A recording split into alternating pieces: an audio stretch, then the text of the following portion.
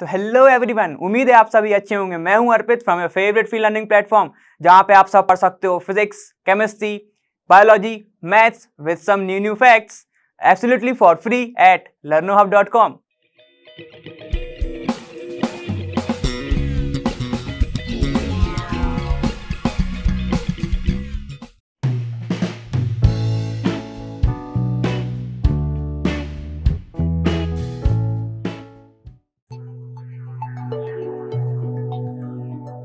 अब तुम्हारा question number 12, ठीक है। Explain why the following system are not aromatic.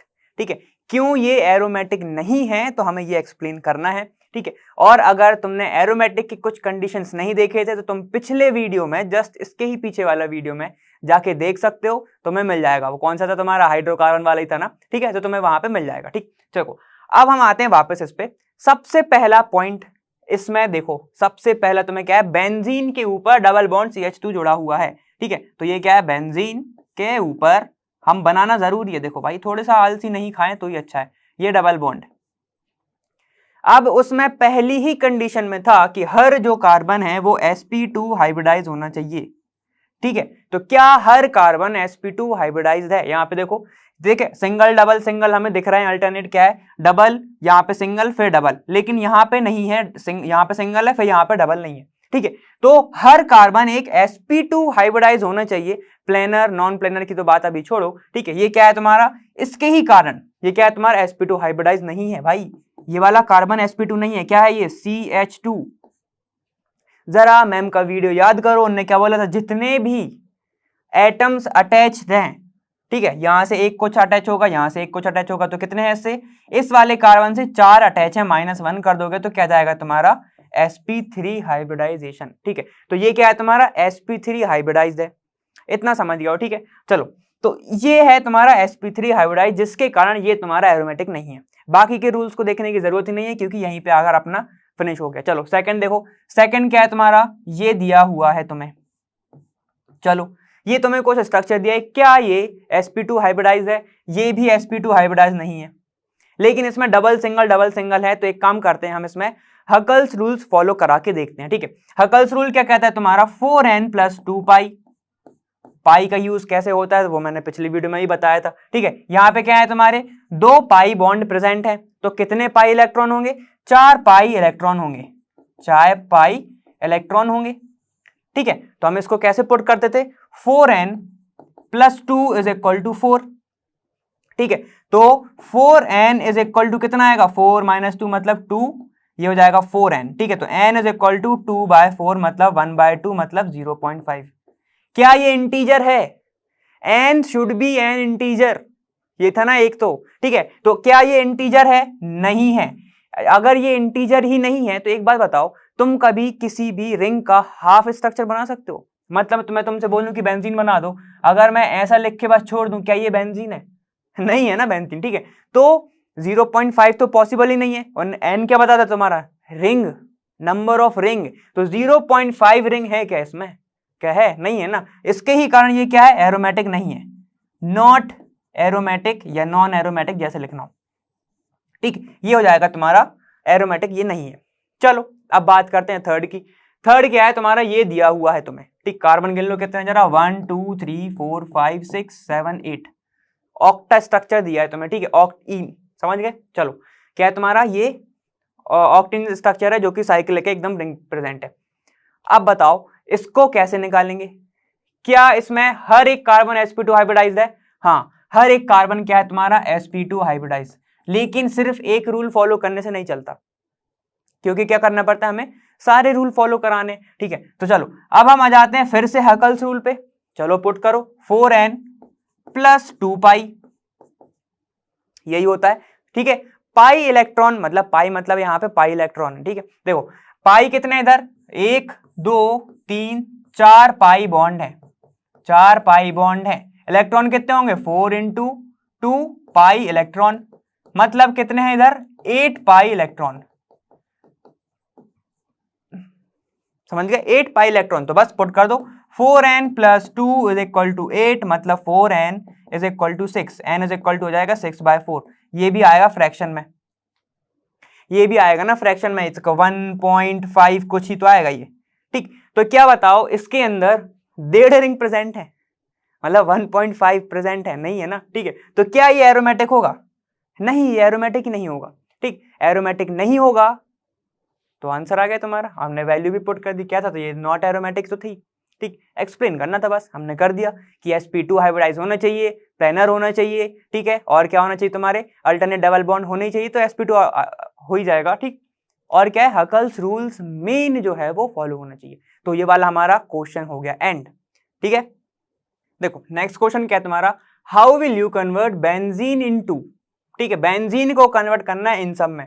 क्या है तुम्हारा? Para nitro benzene, para nitro bromo benzene, Meta nitro chloro benzene, और ये सब तुम्हें पैरा नाइट्रो मेटा ऐसे समझ दिए हैं। सबसे पहले तुम्हें पता होना चाहिए पैरा क्या होता है और मेटा क्या होता है, ठीक है। तो देखो कोई भी फंक्शनल ग्रुप, मान लो ए तुम्हारा फंक्शनल ग्रुप है और वो किसी से रिएक्ट कर रहा है, ठीक है, तो ए उसको सीधा डायरेक्ट कर दे किस पे? या तो ये वाली पोजीशन पे या तो ये वाली पोजीशन पे। मतलब कि फंक्शनल ग्रुप से जस्ट साइड वाली पोजीशन, मतलब उसके फर्स्ट वाली, फंक्शनल ग्रुप के जस्ट साइड वाली, मतलब पहले बोल रहा हूं उसको, ठीक है। तो ये होती है तुम्हारी कौन सी? ये होती है तुम्हारी ऑर्थो। उसके बाद ऑर्थो के बाद आता है तुम्हारा मेटा, फिर आता है तुम्हारा पैरा। इतना समझ गए, ठीक है। देखो ये क्या है तुम्हारा, एक इंसान खड़ा हुआ है, ये तुम्हारा कुछ एक इंसान खड़ा हुआ है, ये है उसके पैर, सबसे नीचे वाला क्या हो जाएगा तुम्हारा? पैरा, ठीक है। तो ये हो जाएगा तुम्हारा पैरा, ठीक है। और तो तुम्हें फिर पता ही चल जाएगा क्योंकि बाकी का बचा तुम्हारा मेटा, ठीक। ये है फंक्शनल ग्रुप, जस्ट साइड वाला ऑर्थो। अब तुम इधर घूमो या इधर घूमो, बात एक ही है, यहां पे भी घूमोगे तो ऑर्थो, ठीक है। ऑर्थो के बाद आता है तुम्हारा मेटा और फिर आता है तुम्हारा पैरा, ठीक। यहां पे भी सेम होगा, मेटा अपने आप ऑलरेडी ऑटोमेटिक क्या हो जाएगा तुम्हारा? पैरा। इतना समझ गए, ठीक है। तो देखो कोई भी ग्रुप जो जितने भी चीजें आ रही हैं रिएक्ट करने के तरफ, ठीक है, और वो रिएक्ट करने के बाद उनको कहां पे भेज दे? या तो ऑर्थो पे भेज दे या तो पैरा पे भेज दे, तो उसको क्या कहते हैं? Ortho Meta direct, ortho para directing. इतना समझ गए, ठीक है। अब देखो मेटा, ये है तुम्हारा मेटा। मेटा क्या हो रहा है? देखो जब ये इलेक्ट्रॉन क्या है तुम्हारा E प्लस का मतलब क्या होता है? ये पढ़ चुके हैं। E प्लस मतलब इलेक्ट्रोफाइल, क्योंकि इसको माइनस की तलाश है, और इलेक्ट्रोफाइल का मतलब ही होता है इलेक्ट्रॉन लविंग, ठीक। तो ये देखो ये D एक फंक्शनल ग्रुप है, मानो फंक्शनल ग्रुप है D, और A का मतलब अभी कुछ और भी है इधर, ठीक है, वो भी बताऊंगा, ठीक। D एक फंक्शनल ग्रुप है, ठीक है। इसके रिस्पेक्टिव में जब ये चीज आ रही है, इसको ये कहां पे आके जोड़ दे? ये अपनी मेटा पोजीशन पे जोड़ दे, तो उसको तुम बोलोगे मेटा डायरेक्टिंग, और उसको तुम बोलोगे मेटा प्रोडक्ट। समझ गए? इतना मेटा तो तुम पोजीशन समझ गए होगे, 1 2 3। तो ये जो 2 है तुम्हारी, वो क्या है तुम्हारी? मेटा। ऐसे नंबरिंग नहीं होती है, ठीक है, जहां से जोड़ा रहता है वहां से होती है, बस नंबरिंग बता रहा हूं अभी ऐसी नॉर्मली। इतना समझ गए, ठीक है। तो ये होती है तुम्हारी मेटा। तुम्हारे दिमाग में अब ये आएगा कि ए और डी क्या है, ठीक है। ए होता है एक्टिवेटिंग और डी होता है डीएक्टिवेटिंग, ठीक है। अगर ए जो है, अगर एक्टिवेटिंग ग्रुप जुड़ा हुआ है, उसका तुम आगे पढ़ोगे इसलिए अभी नहीं बता रहा था, एक्टिवेटिंग ग्रुप जुड़ा हुआ है तो वो ऑर्थो और पैरा पे करता है, और डीएक्टिवेटिंग है तो वो जो तुम्हारा सब्स्टिट्यूएंट है वो मेटा पे आके जोड़ देता है, उसको हम बोलते हैं डीएक्टिवेटिंग ग्रुप, ठीक है। ये क्या करता है? एक रिंग को क्या करता है? डीएक्टिवेट करता है, एक उसको एक्टिवेट करता है, तो उसके ऊपर दिया हुआ है, ठीक है। अब हम आ जाते हैं वापस अपने क्वेश्चन पे। पहला क्या तुम्हारा? Para nitro bromo benzene. एक चीज और देख लो भाई, ठीक। अगर तुम्हारा कौन सा ग्रुप है? नाइट्रो, ठीक है। नाइट्रो क्या होता है तुम्हारा? मेटा डायरेक्टिंग, मेटा डायरेक्टिंग, ठीक है। मतलब ये अगर सबसे पहले तुम्हारा ये वाला ग्रुप जुड़ा है और उसके बाद तुम रिएक्शन करा रहे हो, तो ये कहां पे जोड़ेगा? तुम्हारा मेटा पोजीशन पे ही जोड़ेगा, ठीक है। इसको मैं ऐसे लिख दूं NO2, ये तुम्हारा NO2 है, ठीक है। और ये दूसरा आ रहा है, मान लो तुम्हारा क्लोरीन है, मान लो, ठीक है। तो एक तो रिएक्शन यही तुम समझ गए होगे, ठीक है। ये होता है तुम्हारा मेटा डायरेक्टिंग। जितने भी अल्काइल, हेलोजन, ये वाले ग्रुप हैं, ये होते हैं ऑर्थो और पैरा डायरेक्टिंग। इस क्वेश्चन में तुम्हें यही लगना है, तो सिर्फ अभी इतना ही ध्यान रखो, ठीक है। ये क्या होता है तुम्हारा? ऑर्थो और पैरा डायरेक्टिंग। मतलब जब इनके रिस्पेक्टिव में तुम रिएक्शन कराओगे तो वो ऑर्थो या पैरा पे जाएगा, ठीक है। इतना समझ गए? अब वापस आ जाओ अच्छे से क्वेश्चन पे। क्वेश्चन क्या कह रहा है कि बेंजीन से तुम्हें बनाना है पैरा नाइट्रो ब्रोमो बेंजीन। तो ध्यान दो जरा, ठीक है। पैरा नाइट्रो, ठीक है, देखो ये है बेंजीन, ठीक है, और ये है एक बेंजीन, ये है तुम्हारा बेंजीन। ठीक है, अब तुम्हें बनाना क्या है, पैरा नाइट्रो, मतलब पैरा मतलब इधर होगा नाइट्रो। ठीक है, किसके रिस्पेक्टिव में, ब्रोमो के रिस्पेक्टिव में, ब्रोमो मतलब Br। ठीक है, इतना समझ के तुम्हें चाहिए ये है। ठीक है, अब ध्यान दो, पूरा क्वेश्चन तुमसे बन गया अब तो, क्योंकि इतना तुम समझ चुके हो। क्या है ये, पैरा। अगर मैं इसकी नाइट्रेशन करा दूंगा, मतलब अगर मैं यहां पे NO2 जोड़ दूंगा और उसके बाद ब्रोमीन को जोड़ूंगा, तो जो वो कौन से ग्रुप पे जोड़ेगा, देखो मैं क्या कहना क्या चाह रहा हूं। अगर तुम्हारा नाइट्रोबेंजीन है, मैं बना दूं पहले, ठीक है, और अब मैं Br के साथ रिएक्शन कराता हूं, तो ये कहां पे आके जोड़ेगा, ये जोड़ेगा इसको मेटा पे, क्योंकि नाइट्रो क्या है तुम्हारा, मेटा डायरेक्टिंग। ठीक है, तो तुम्हें सबसे पहले क्या कराना पड़ेगा, देखो मैंने अभी क्या बोला था, Br और तुम्हारे अल्काइल ग्रुप, ओ तो मतलब CH3, ठीक है, वो क्या होते हैं, Br मतलब हेलोजन, मतलब X में आ रहा है। ठीक है, वो क्या होते हैं तुम्हारे ऑर्थोपैरा। ठीक है, तो सबसे पहले हम कराएंगे Br2, मतलब क्या हो रहा है ये, bromination in the presence of FeBr। ठीक है, FeBr2 की प्रेजेंस में हम कराएंगे क्या, ब्रोमिनेशन। ठीक है, तो क्या होगा, यहां पे आके बेंजीन पे आके एक ब्रोमीन आके जुड़ जाएगा, यहां पे ब्रोमीन आके जुड़ गया, समझ गए। अब ब्रोमीन क्या है तुम्हारा, ऑर्थो और पैरा डायरेक्टिंग। उसके बाद तुम्हें क्या करना है, नाइट्रेशन। नाइट्रेशन के लिए तुम्हें क्या चाहिए रहता है, nitric acid, concentration of HNO3 plus concentrated H2SO4। उसके बाद तुम्हें क्या मिलता है, एक मिलता है तुम्हें ऑर्थो, एक मिलता है तुम्हें पैरा। एक क्या मिलता है तुम्हें ऑर्थो, एक मिलता है तुम्हें पैरा, तो ये Br। ठीक है, ये हो गया तुम्हारा Br, समझ गए ये। ठीक, ये हो गया तुम्हारा Br, और ये कहां पे जुड़ेगा तुम्हारा, ऑर्थो पे, NO2 पे। तुम्हें क्या चाहिए, ये हो गया तुम्हारा ऑर्थो, ये हो गया तुम्हारा पैरा। चाहिए क्या है, पैरा। तो हम इतनी दिनों से, तुमने ऑर्गेनिक केमिस्ट्री में पढ़ा है कि अगर हमें क्या करना है, सेपरेट करना है, ठीक है, तो हम कौन सी टेक्निक का यूज कर सकते हैं, डिस्टिलेशन। इसका जब तुम कर दोगे क्या, डिस्टिलेशन, तो तुम्हें क्या मिल जाएगा, पैरा अलग मिल जाएगा, ऑर्थो अलग मिल जाएगा। तो पैरा को कलेक्ट कर लो और आ गया हमारा आंसर। ठीक है, तो तुम्हें स्टेप याद रखनी है। तुम कराओगे पहले क्या, ब्रोमिनेशन, जिसके कारण तुम्हारा मेटा और ऑर्थो प्रोडक्ट बने। ठीक है, तो तुम्हारा 2 प्रोडक्ट बन गए नाइट्रेशन के बाद, 2 बस प्रोसेस हुई है। देखो इधर ध्यान दो, मेन जो न्यूक्लियस हमारा ब्रोमोबेंजीन, पहला ब्रोमिनेशन कराया, उसके बाद दूसरा तुम क्या कराओगे, और कुछ तो प्रेजेंट ही नहीं है, तो फिर कराओगे तुम नाइट्रेशन। नाइट्रेशन में बनेंगे तुम्हें एक ऑर्थो, एक बनेगा पैरा। पैरा चाहिए है तो इसका डिस्टिलेशन करा दो, डिस्टिलेशन करा दो, इन दोनों का डिस्टिलेशन हो जाएगा, तो मिल जाएगा तुम्हें para as a product, PP। समझ गए इतना। ठीक है, चलो अब आ जाओ मेटा नाइट्रोबेंजीन पे। देखो क्या तुम्हारा, Meta chlorobenzene, Meta nitro chlorobenzene. Chlorine क्या है, हेलोजन। ठीक है, हेलोजन ही तो है क्लोरीन। ठीक है, और अगर मैं, अब ध्यान देना अच्छे से, ठीक है, अब मैं पहले क्लोरीन को अगर जोड़ दूं और नाइट्रेशन करूं, मान लो क्लोरोबेंजीन बन गया। ठीक है, ये बन गया मेरा क्लोरोबेंजीन, ये बन गया मेरा क्लोरोबेंजीन, और अब मैं नाइट्रेशन करूं तो ये कहां पे जोड़ेगा उसको, ऑर्थो और पैरा पे। लेकिन हमें क्या चाहिए है, मेटा। तो सबसे पहले क्या करना पड़ेगा, समझ तो गए हो तुम। ठीक है, तो देखो ये है तुम्हारा बेंजीन जो कि उन्होंने गिवन दिया हुआ है, ये है तुम्हारा बेंजीन। उसके बाद अब हम क्या करेंगे, जल्दी से बोल दो भाई, concentrated HNO3 plus concentrated H2SO4 की प्रेजेंस में इसे कर देंगे हीट, तो क्या होगा, नाइट्रेशन। यहां पे मिलेगा तुम्हें क्या, नाइट्रेटेड प्रोडक्ट, मतलब क्या मिला तुम्हें, नाइट्रोबेंजीन। ठीक है, तो समझ गए। अब क्या करोगे तुम, उसमें किससे रिएक्ट करा था, ब्रोमिनेशन में FeBr से। यहां पे हमें चाहिए क्या, क्लोरीन, तो FeCl2 से कर दो क्लोरीन की रिएक्शन। तो क्या होगा तुम्हें, अब ये कहां जोड़ देगा, मेटा पे। कहां जोड़ेगा ये, मेटा पे, तो NO2 मेटा पे जोड़ दो क्लोरीन, आंसर। ये क्या है तुम्हारा, मेटा क्लोरो नाइट्रोबेंजीन। ठीक है। देखो एक तरीका और, तुम्हें क्या चाहिए, मेटा नाइट्रो, क्लोरोबेंजीन पे अभी ध्यान नहीं देना, मेटा पे है अगर तो मेटा से याद रखो, मैं मतलब पहले मे को कराओ, ठीक है, तो बस पहले नाइट्रो को करा दो, बाकी फिर तो हो जाएगा। इतना समझ गए, ठीक है। चलो आ जाओ थर्ड पे।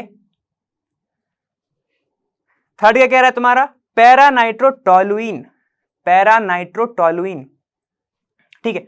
तो चलो बनाते हैं। अब मैंने तुमसे एक बात बताई थी कि जो आर है और जो एक्स है वो क्या होते हैं, ऑर्थो पैरा डायरेक्टिंग, याद रखना है, ठीक है। अब टोलुइन क्यों कर रहा हूं मैं इसको डिस्कस, क्योंकि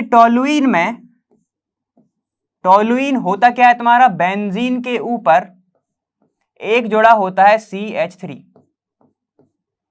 इसको ही बोलते हैं टोलुइन, ठीक है। तो देखो इसको बोलते हैं टोलुइन, तो तुम्हें सबसे पहले चाहिए CH3 ऊपर। क्यों चाहिए ऊपर, क्योंकि ये पैरा है और नाइट्रो ले आए तो वो मेटा पे लगा देगा, मेटा नाइट्रोटोलुइन बन जाएगा वो। तो सबसे पहले चाहिए मुझे CH3, कैसे लेके आओगे CH3, ठीक, ये है तुम्हारा बेंजीन। अब भैया कैसे लेके आ जाए, ठीक है, कुछ नहीं, तुम्हें एक रिएक्शन तुम पढ़ते तो आए हो, ठीक है, क्या बन जाएगा तुम्हारा, अगर मैं इसकी रिएक्शन करा देता हूं CH3Cl के साथ in the presence of anhydrous AlCl3 की प्रेजेंस में, फिडलक्राफ्ट अल्काइलेशन, ठीक है, तो ये हो गया तुम्हारा अल्काइल ग्रुप, ठीक है। तो क्या होगा, इसके पास होता है एक H, ये Cl इसको कर देगा रिप्लेस, ठीक है, रिप्लेस कर देगा, नहीं रिप्लेस करेगा, ये दोनों निकल के बाहर, तो क्या बन जाएगा तुम्हारा, बेंजीन के ऊपर आ जाएगा तुम्हारा CH3। अब मैं इधर से निकालूं इधर से निकालूं तो बात तो सिमेट्रिक होता है ना वो, ठीक है। तो ये बन गया तुम्हारा CH3। अब क्या चाहिए तुम्हें, नाइट्रेटिंग प्रोडक्ट, ठीक है। तो अब क्या करा दो, अब करा दो तुम in the presence of concentrated HNO3 और कंसंट्रेटेड H2SO4, ठीक है ना, की प्रेजेंस में हमने करा दिया, ठीक है। बस अब क्या बनेगा, तुम्हें दो प्रोडक्ट मिलेंगे, एक ऑर्थो पे क्या मिलेगा NO2 प्लस, ठीक, और क्या मिलेगा तुम्हारा बेंजीन के ऊपर जो CH3 है, यहां पे CH3 लिख दे रहा हूं मैं, ठीक, कहीं पे भी लिख सकता हूं ना मैं, देखो तो ये क्या हो जाएगा, ये है ऑर्थो मेटा पैरा, यहां पे हो जाएगा तुम्हारा NO2। चाहिए क्या है तुम्हें, चाहिए है तुम्हें पैरा नाइट्रो, मतलब तुम्हें क्या चाहिए, ये वाला।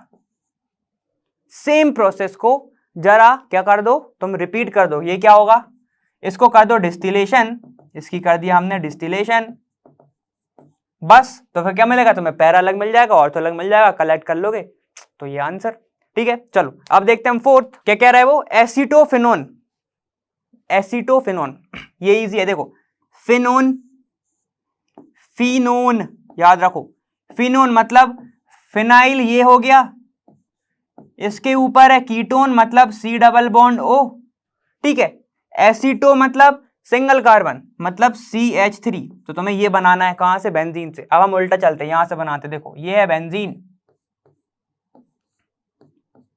ठीक है, इसकी भी रिएक्शन तुमने पढ़ी है, जब बेंजीन की रिएक्शन तुम एसिटाइल क्लोराइड के साथ कराते हो, एसिटाइल क्लोराइड के साथ इन दी प्रेजेंस ऑफ भाई एनहाइड्रस AlCl3 की प्रेजेंस में, ये क्या होता है तुम्हारा CO, ठीक है, Cl और ये CH3, एसिटाइल क्लोराइड, इतने पूरे को एसिटाइल बोलो और ये तुम्हारा क्लोराइड तो प्रेजेंट है ही है, ठीक है।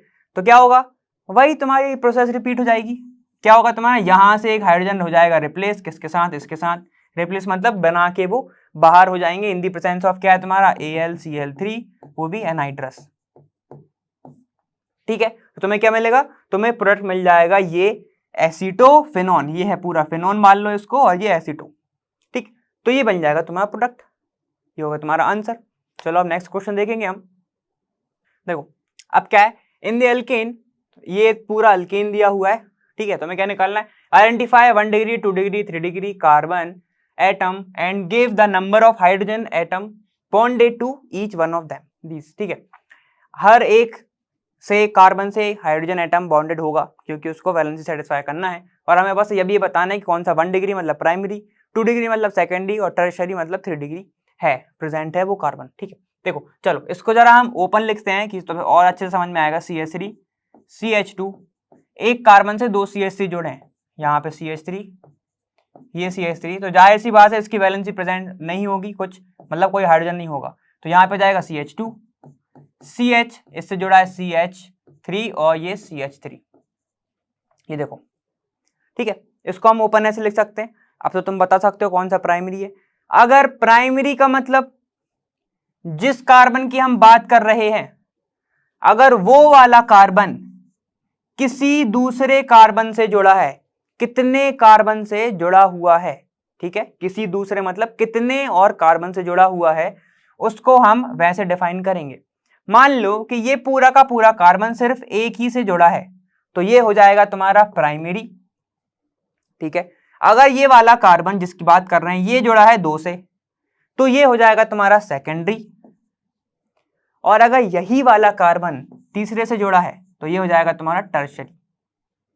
और अगर चौथे से जुड़ा है तो ये हो जाएगा तुम्हारा क्वाटरनरी, मतलब 4 डिग्री, समझ गए। और अगर 5वें से जुड़ा है, 5वें से अगर ये जुड़ा है तो तुम क्वेश्चन ही गलत कर रहे हो, क्योंकि कार्बन की क्या 4 ही वैलेंसी तो होती है ना, ठीक है। चलो ये तुम्हारा नहीं बनता, 1 डिग्री, 2 डिग्री, 3 डिग्री, 4 डिग्री, ठीक है। चलो अब आ जाओ वापस, ये वाले कार्बन की बात करो, कितने कार्बन से जुड़ा हुआ है ये, एक ही कार्बन से, तो ये हो जाएगा 1 डिग्री। कितने हाइड्रोजन है इसके पास, 3 हाइड्रोजन है भाई, 3 हाइड्रोजन है, ठीक है। इस कार्बन की बात करो, ये कितने से जुड़ा है, ठीक, एक इससे जुड़ा है, एक इससे जुड़ा है, तो ये कितना है 2 डिग्री। कितने हाइड्रोजन है, 2 हाइड्रोजन है इसके पास। अब 2H लिखूंगा बस मैं, है ना। इसकी बात करो, ये वाला कार्बन, ये कितने से जुड़ा है, अब देखो एक ये इससे जुड़ा हुआ है, एक इससे जुड़ा है, एक इससे जुड़ा है, एक इससे जुड़ा है, तो ये होगा तुम्हारे 5 डिग्री, तो लिख दो 4 डिग्री। बोला था ना 5 डिग्री नहीं होता। कितने हाइड्रोजन है इसके पास, 0 हाइड्रोजन, 4 वैलेंसी तो है ना भैया फुलफिल, ठीक है। अब आ जाओ, ये वाला कार्बन देखो जरा, ये वाला कार्बन कितने से जुड़ा है, एक तो यही फिर से, ठीक है, दूसरा ये वाला, तीसरा ये वाला, तो ये कितना है 3 डिग्री। कितने हाइड्रोजन है, 1 हाइड्रोजन, ठीक। एक हमने छोड़ दिया है, कौन सा, ये वाला। इसकी बात करो भाई जो सब जगह मेहमान है, ठीक, ये कितने से जुड़ा है, 1 2, तो ये हो जाएगा 2 डिग्री विथ 2 हाइड्रोजन, ठीक, 2 डिग्री विथ 2 हाइड्रोजन। ये हो गया, कितने हो गया माँ, ये हो गया, ये हो गया, ये हो गया, ये हो गया। अब बचा तुम्हारा कौन सा, ये वाला। इसकी बात करो, ये तो सिर्फ एक ही से जुड़ा है, तो 1 डिग्री विथ 3 हाइड्रोजन, ठीक है। ये वाला क्या है, ये भी है तुम्हारा 1 डिग्री विथ 3 हाइड्रोजन, ये देखो एक ही से जुड़ा है, तो सेम क्योंकि एक ही तो है, तो ये हो जाएगा 1 डिग्री विथ 3 हाइड्रोजन, और ये वाला भी 1 डिग्री विथ 3 हाइड्रोजन। आंसर ये बन गया तुम्हारा आंसर, ठीक है। ये हो गया पूरा हमने बता दी कितने हाइड्रोजन जुड़े हुए हैं, कौन सा डिग्री कौन सा है। ये वाला क्वेश्चन तुम्हारा निपट गया, अब काफी ज्यादा इजी था, ये तो समझ में आ ही गया होगा, ठीक है। चलो अब नेक्स्ट क्वेश्चन देखते हैं। देखो अब क्या तुम्हारा, what effects does branching of alkane chain has on it's boiling point, ठीक है। ब्रांचिंग में क्या चेंज आता है, सबसे पहले हम देखते हैं अल्केन्स, ठीक है। अगर अल्केन्स जो है, ठीक है, वो क्या है तुम्हारा, लीनियर शेप का है। लीनियर शेप मतलब कि ध्यान दो नॉर्मल चेन है, तो उसका बॉइलिंग पॉइंट होता है हाई। चलो देखते हैं क्यों, ठीक है। देखो अगर मैं सिर्फ बात करता हूं किसकी, CH3, ये क्या है, इथेन। अगर मैं अगर मैं कंपाउंड बढ़ाऊंगा CH3, CH2, CH3, ठीक है, उसके बाद CH3, CH2, CH2, CH3, अगर मैं ऐसे बढ़ाते जाता हूं तो यूनिट कौन सी रिपीट हो रही है याद बताओ, CH2। मतलब हर एक आगे बढ़ते जाएंगे अगर चेन में, हर एक चेन में कितना मास ज्यादा होगा, 14 AMU, इतना मास ज्यादा होगा। समझ में आ रहा है कैसे, कार्बन CH, कौन सी यूनिट बढ़ रही है तुम्हारी, CH2, कार्बन का कितना होता है 12 और प्लस 2, तो ये 14 AMU का चेंज आते जाएगा जैसे जैसे तुम और चेन आगे बढ़ाते जाओगे। समझ गए ये, जैसे यहाँ पे देख लो ये तुम्हारा नॉर्मल प्रेजेंट है, ठीक। अब बाकी आगे करो, प्रोपेन CH2 एक चेंज हुआ, यहां पे आ गया ब्यूटेन, 2 CH2 लग गए, कितना चेंज हो रहा है 14। मतलब तुम्हारा मॉलिक्यूलर साइज जो है, मॉलिक्यूलर साइज जो है वो क्या हो रहा है तुम्हारा, वो बढ़ते जा रहा है। ठीक है, अब जरा रिलेट करते चलो, मॉलिक्यूलर साइज बढ़ रहा है तो मतलब force of attraction and Van der Waals force क्या है तुम्हारा, वो भी बढ़ता है। समझ गए इतना?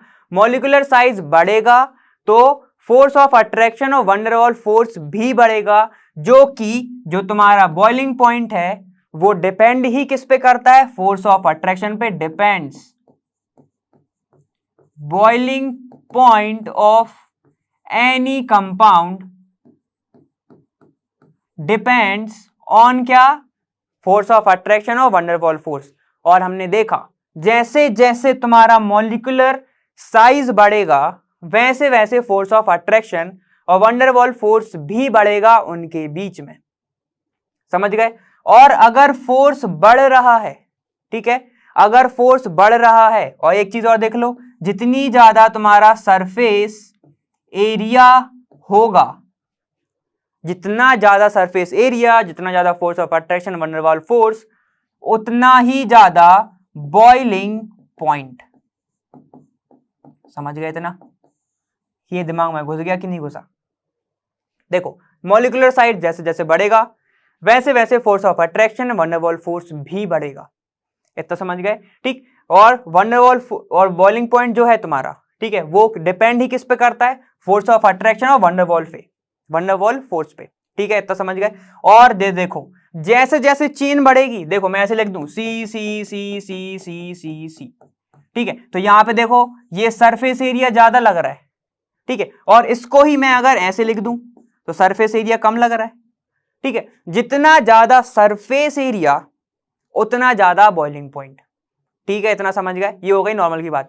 अब बात करते हैं कि इसकी ब्रांचिंग की पूछ रहा है। देखो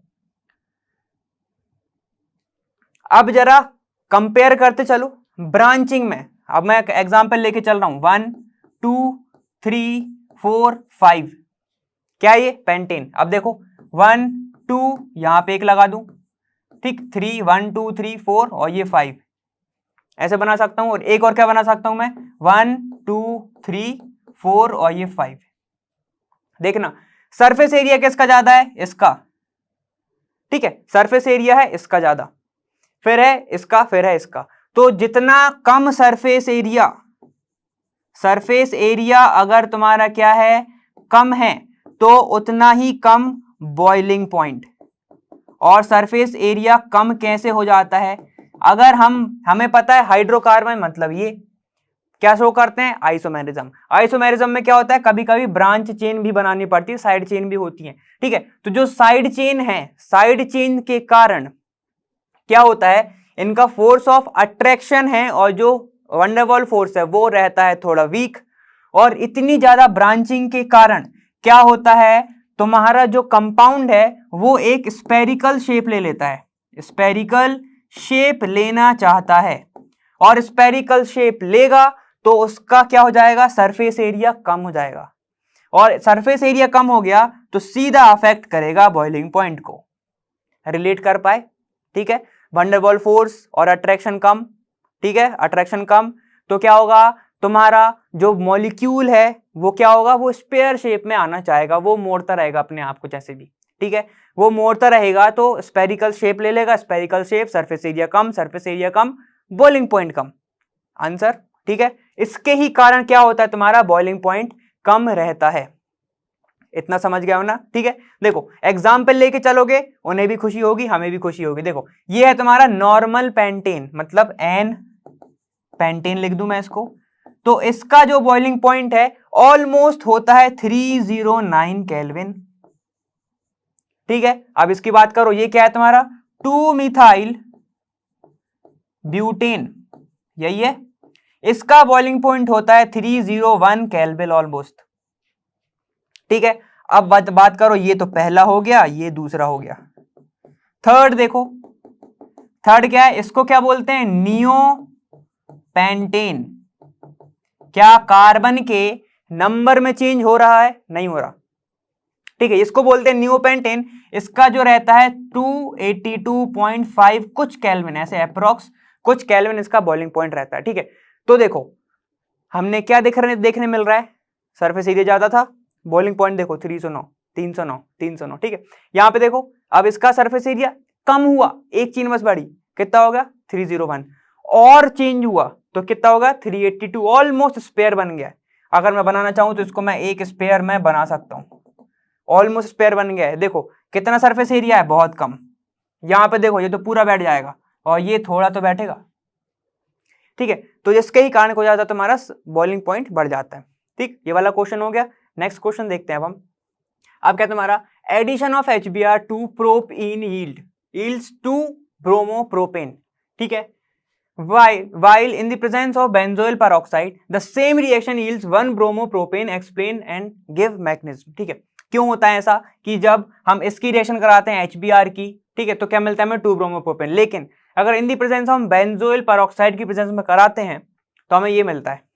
ऐसा क्यों होता है हमें ये बताना। ठीक है, तो देखो अगर मैं सीधी कराऊं, किसकी रिएक्शन कराना है मुझे, प्रोपेन के साथ, CH3C प्रोपीन है, याद रखना, तो CH2 डबल बॉन्ड CH2, तो यहां पे एक H नहीं आएगा। ठीक है, देखो समझ गए। अब उसके बाद वो क्या बोल रहा है, किसके साथ कराना है, HBr के साथ। नॉर्मली रिएक्ट कराएंगे तो क्या होगा, Br बीइंग इलेक्ट्रोनेगेटिव क्या करेगा, अपने साइड इलेक्ट्रॉन खींच लेगा और ये इसको कुछ नहीं मिलेगा। ठीक है, क्या होगा, ये अपने साइड इलेक्ट्रॉन खींच लेगा तो क्या बनेगा, तुम्हें मिलेगा H प्लस Br माइनस, यही मिलेगा। ठीक है, अब देखो हमें पता है अल्कीन जो है वो थोड़ी सी क्या होती है, इलेक्ट्रोनेगेटिव होती है। ठीक, तो ये वाला बॉन्ड जो है इसके साइड जाएगा। ठीक है, जब इसके साइड जाएगा, ठीक, देखो अब क्या होगा, CH3 CH single bond CH2। ठीक है, तो अब ये रिएक्ट करेगा किसके साथ, H प्लस के साथ। ठीक है, बीइंग इलेक्ट्रोनेगेटिव ये तो पॉजिटिव हो जाएगा क्योंकि इसने खींच लिया इसका इलेक्ट्रॉन, तो ये इस पे अटैक करेगा। ठीक है, जब ये अटैक करेगा तो क्या बनेगा तुम्हारा, CH3 CH पॉजिटिव मतलब कार्बोकैटायन, ठीक, और CH3। ठीक है, ये बन गया तुम्हारा, मतलब ये क्या हुआ तुम्हारा, इलेक्ट्रोफाइल, मतलब इसको इलेक्ट्रॉन की जरूरत थी। ठीक है, अब तुम्हारे दिमाग में आएगा ब्रोमीन कहां गया, अब आएगा तुम्हारा ब्रोमीन। ठीक है, अब उसको क्या दिख रहा है, पॉजिटिव पार्ट, तो Br क्या है, नेगेटिव, मतलब ये क्या है तुम्हारा, न्यूक्लियोफाइल। यहां पे क्या हो रहा है, इलेक्ट्रोफाइल न्यूक्लियोफाइल चेंज हो रहा है। ठीक है, तो अब क्या होगा, इसका रिएक्शन होगा, तो सिंपल सी बात है, अब कहां पे आके जुड़ेगा, ब्रोमीन अटैक करेगा कार्बोकैटायन पर, और कार्बोकैटायन पे करेगा तो क्या बनेगा, CH3 CH Br और ये CH3। ठीक है, देखो रीजन क्या हुआ कि अगर तुम्हारा हेटेरोलाइटिक फिजन हो रहा है, ठीक है, हेटेरोलाइटिक फिजन मतलब अनइवन डिस्ट्रीब्यूशन ऑफ 1 इलेक्ट्रॉन। ठीक है, जो बॉन्ड बनाते हैं ना एक एक इलेक्ट्रॉन मिलके, ठीक है, अगर अब अनइवन होगा, एक साइड स्ट्रांग होगा एक साइड वीक होगा, तो स्ट्रांग वाले को वो एक एक्स्ट्रा इलेक्ट्रॉन मिल जाएगा और नेगेटिव चार्ज हो जाएगा। नेगेटिव चार्ज मतलब वो उसको किसकी जरूरत है, पॉजिटिव की, तो वो हो जाएगा न्यूक्लियोफाइल। ठीक, वो हो गया तुम्हारा न्यूक्लियोफाइल। ठीक है, वो हो गया न्यूक्लियोफाइल, और बचा इलेक्ट्रोफाइल H प्लस। अब वो क्या करेगा, अल्कीन जो है, इन जो है वो थोड़ी सी क्या होती है, इलेक्ट्रोनेगेटिव, तो ये अपने साइड शिफ्टिंग करेगा, इलेक्ट्रोफाइल का फिर क्या होगा, रिएक्शन होगी और फिर यहाँ पे न्यूक्लियोफाइल की रिएक्शन होगी।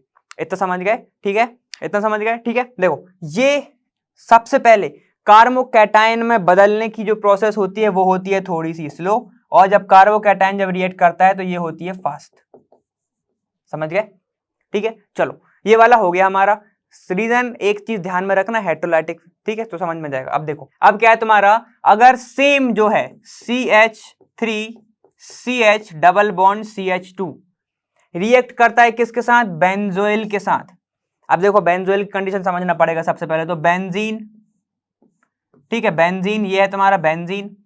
ठीक है, इसके ऊपर होगा C डबल बॉन्ड O, और ये होता है पेरोक्साइड लिंकेज, ऑक्सीजन ऑक्सीजन के साथ जब लिंकेज होता है और दो अलग अलग कंपाउंड को जोड़ता है तो उसको बोलते हैं पर ऑक्साइड लिंकेज। ठीक है, तो ये होता है तुम्हारा बेंजोइल पर ऑक्साइड। ठीक है, बेंजोइल कैसे याद रखोगे, बेंजोइक एसिड, बेंजोइक एसिड, दो बेंजोइक एसिड को जोड़ दो, उसका H इसका H निकाल दो बाहर, और क्या जोड़ दो तुम, दोनों को दूसरे को जोड़ दो तो बेंजोइल याद आ जाएगा, और इसको बोलते हैं पेरोक्साइड। तो तुम आप समझ जाओगे। अब देखो क्या होगा, ये वाला बॉन्ड टूटता है, ये वाला बॉन्ड टूटता है। ठीक है, अब देखो दोनों के साइड इक्वल इलेक्ट्रोनेगेटिव वाला है, इससे तुम ज्यादा नहीं खींच सकते, इससे भी नहीं खींच सकते, तो क्या होगा, यहां पर होता है होमोलाइसिस। ठीक है, होमोलाइटिक फिजन, होमोलाइटिक फिजन से क्या बनता है तुम्हारा, रेडिकल। ठीक है, तो देखो ये भी सिमिलर है और ये भी सिमिलर है कंपाउंड, तो मैं इसको ऐसे लिख सकता हूं, दो बनते हैं C6H5C डबल बॉन्ड O और ये O के रेडिकल। ठीक है, एक इसका तो मैंने दो लिख दिया, समझ गए थे ना। जब इसको तुम हीट करते हो, जब इसको तुम हीट करते हो तो तुम्हें क्या बनता है, CO2, तुम्हें दिख रहा है इधर से, नहीं दिख रहा है, CO2 हो जाता है बाहर -CO2, सिंपल सी बात है, दो का है तो दो CO2 बाहर हो जाएगा, और तुम्हें क्या मिलेगा, 2C6H5 free radical, free radical कहीं नहीं जाना, समझ गए इतना। और अब हम क्या डाल रहे हैं, इन दी प्रेजेंस है ना, रिएक्शन तो किसकी हो रही है, HBr की। ठीक है, तो ये करता है जब HBr के साथ, ठीक है, HBr के साथ, तो जो रेडिकल है हमें पता है हाईली क्या होती है, रिएक्टिव होती है। तो ये क्या करता है कि भाई तू Br इसको छोड़ मेरे को दे दे।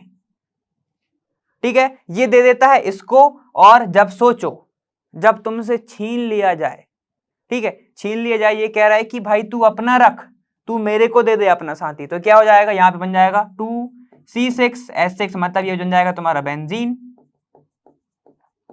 अब जब एक रेडिकल दूसरे कंपाउंड के साथ रिएक्ट करती है तो उसका क्या कर देती है, वो उसको भी बना देती है वो रेडिकल। तो यहां पे क्या बन जाएगा, ब्रोमीन रेडिकल। देखो ब्रोमीन अच्छा खासा बंदा था, सबका भाई था, ब्रदर था, ठीक है, लेकिन उसको मिल गए कुछ शैतान लोग, उसके साथ बुरा हो गया, तो उसके दिमाग में भी क्या आ गया कि मैं भी बदला लूंगा। ठीक है, तो उसके ऊपर भी आ गया रेडिकल, तो वो भी हो गया हाईली रिएक्टिव, समझ गए इतना। अब ये जो ब्रोमीन है ये रिएक्ट करता है किसके साथ, इस ईन के साथ, Br रेडिकल के साथ, इतना समझ गए ना। ठीक है, Br रेडिकल के साथ। अब क्या होगा भाई, ये जो है फिर से वही चीज, ये जो है क्या कहेगा, ये है थोड़ा सा रिएक्टिव, ये क्या है थोड़ा सा इलेक्ट्रोनेगेटिव। ठीक है, रेडिकल कहता है मुझे नेगेटिव एगेटिव से नहीं मतलब, तू तो एक काम कर, अपना बॉन्ड तोड़, और क्या बना CH3CH, ये रेडिकल है, ये रेडिकल है, तो कंपाउंड के साथ रिएक्ट करके क्या बना रहा है, ये भी बनाएगा एक रेडिकल। ठीक है, और CH2 अपना बॉन्ड तोड़ रहा है, ये कहेगा कि तू आ जा, और ये Br के साथ बना लेता है बॉन्ड। समझ गए इतना, इतना समझ में आ गया। अब फिर से एक HBr तो होगा नहीं जिसके साथ ऐसा हुआ, बहुत सारे HBr है, तो फिर से HBr। अब एक तो कहते हैं ना कि एक गंदी मछली पूरे नाले को खराब कर देती है, ठीक है, यही पूरे समंदर को खराब कर देती है। ठीक है, देखो, ठीक, अब ये रिएक्ट कर रहा है, अब इसको तो खाली जगह दिख रही है, तो ये कहेगा तोड़ दो तुम साथ उसका और मेरे साथ आ जाओ, तो ये इसके साथ चल जाएगा। ठीक है, हाइड्रोजन के साथ चला जाएगा रेडिकल, तो क्या बनेगा तुम्हारा CH3 CH2 CH2 Br, और एक ये देखो जब ये टूटा, ये भी तो रेडिकल है, तो ये Br रेडिकल। अब रेडिकल ही रेडिकल चलेंगे, समझ गए। एक बार जो चीज हो गई वो होती जाएगी, कोरोना अपना बहुत अच्छा एग्जाम्पल है इसका, समझ गए इतना। देखो हुआ क्या क्या, सबसे पहले तो होमोलाइटिक फिजन, होमोलाइटिक फिजन से बना तुम्हारा फ्री रेडिकल, फ्री रेडिकल बना लिया। ठीक है, उसके बाद हम करते हैं हीट, तो हमारा जो कार्बन डाइऑक्साइड है वो बाहर निकल जाता है और बेंजाइल रेडिकल बन जाता है, बेंजीन रेडिकल बन जाता है, ये देखो बन गया हमारा। उसके बाद क्या होगा, उसके बाद जब HBr, कहां से आया HBr, क्योंकि रिएक्शन मेन उसी की कराना था हमें, बस प्रेजेंस इसकी थी। ठीक है, इसकी प्रेजेंस ने ये हल कर दिया, और फिर इसका ये हल कर दिया, उसको भी खराब कर दिया, रेडियो एक्टिव को, रेडियो एक्टिव कह रहा हूं, रेडिकल बना दिया, और फिर ये हो गया तुम्हारा। फिर ये जो रेडिकल है इस कंपाउंड से आके रिएक्ट करता है, ठीक, ये कहता है कि तू अपना बॉन्ड मुझे दे, और यहाँ पे आके जुड़ जाता है, ठीक है। अब ऐसा एक कंपाउंड तो रिएक्ट नहीं कर रहा ना HBr से, बहुत सारे कंपाउंड हैं जो नॉर्मल HBr भी थे, ठीक है, वो भी इस कंपाउंड से मिल गए जिसने इसको खराब किया था, इसके पास रेडिकल है तो इसका बॉन्ड तोड़ा और हाइड्रोजन को जोड़ दिया और ये भी रेडिकल बना लिया, ठीक है। आगे ये प्रोसेस कंटिन्यू होती जाएगी। तो इससे तुम्हें क्या मिल रहा है, देखो क्या मिला, ये तुम्हें 1 ब्रोमो प्रोपेन और उससे मिला था 2 ब्रोमो प्रोपेन, क्योंकि वहां बना कार्बोकैटायन, यहां बना रेडिकल, वहां हुई होमोलैटिक फिजन, या वहां हुई हेटेरोलाइटिक फिजन, यहाँ पे क्या हुई तुम्हारी होमोलैटिक फिजन। समझ गए इतना, दिमाग में आ गया ना? बस चलो ये वाला क्वेश्चन हो गया फिनिश। नेक्स्ट देखते हैं। अब देखो अब नेक्स्ट क्या है तुम्हारा, write down the products of ozonolysis of one two dimethyl benzene, मतलब जिसको हम क्या बोलते हैं, जाइलीन, ठीक है। How does the result suppose Kekule's structure of, क्या है तुम्हारा, बेंजीन, ठीक है। फॉर बेंजीन जैसे था वैसे इसमें बताना है हमें कि ओजोनोलाइसिस करोगे तो क्या क्या चेंज आएगा। देखो सबसे पहले तो कि ये है बेंजीन, ये है तुम्हारा बेंजीन, उसके ऊपर लगा हुआ है तुम्हारा 1,2-डाइमिथाइल, 1 पे और 2 पे मिथाइल, बेंजीन के ऊपर डबल बॉन्ड ऐसे प्रेजेंट होंगे।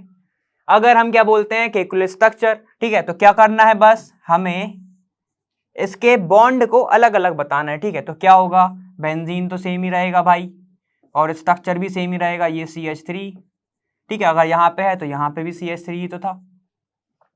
अब क्या हो रहा है तुम्हारा, कौन सा स्ट्रक्चर है, केकुलस स्ट्रक्चर, तो क्या होगा, ये जो बॉन्ड है इसको बस चेंज कर दो, इसके अलावा तो कुछ कर ही नहीं सकते, ठीक है। ऐसा बॉन्ड हो गया, समझ गए। केकुलस स्ट्रक्चर यही कहते हैं ना, रेजोनेंस बताए थे उसने बहुत सारे, ठीक। तो ये हो गया तुम्हारा केकुलस स्ट्रक्चर ऑफ जाइलीन, जिसको हम बोलते हैं ऑर्थोजाइलीन, समझ गए, ठीक। तो ये होगा। अब हमें करानी है ओजोनोलाइसिस।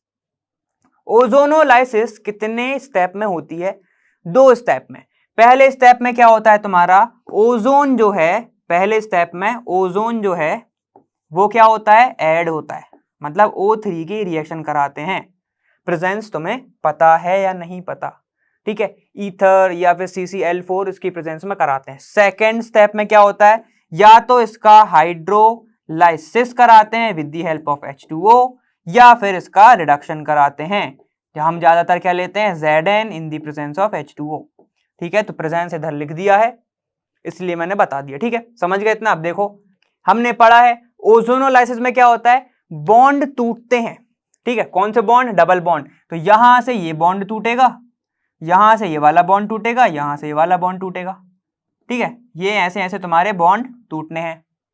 यहां पे आ जाओ, अब यहां पे क्या टूटेगा, यहां पे ये वाला बॉन्ड, ये वाला बॉन्ड और ये वाला बॉन्ड, ठीक है। अब बनाने हैं तुम्हें प्रोडक्ट, तो देखो अब ध्यान से देखना, बॉन्ड कौन कौन सा टूट रहा है, एक ये कार्बन वाला, और जब डबल बॉन्ड टूटता है तो दोनों साइड पे, जहां से जिस कार्बन, जैसे कि देखो 2 कार्बन है, 2 कार्बन है, ठीक है।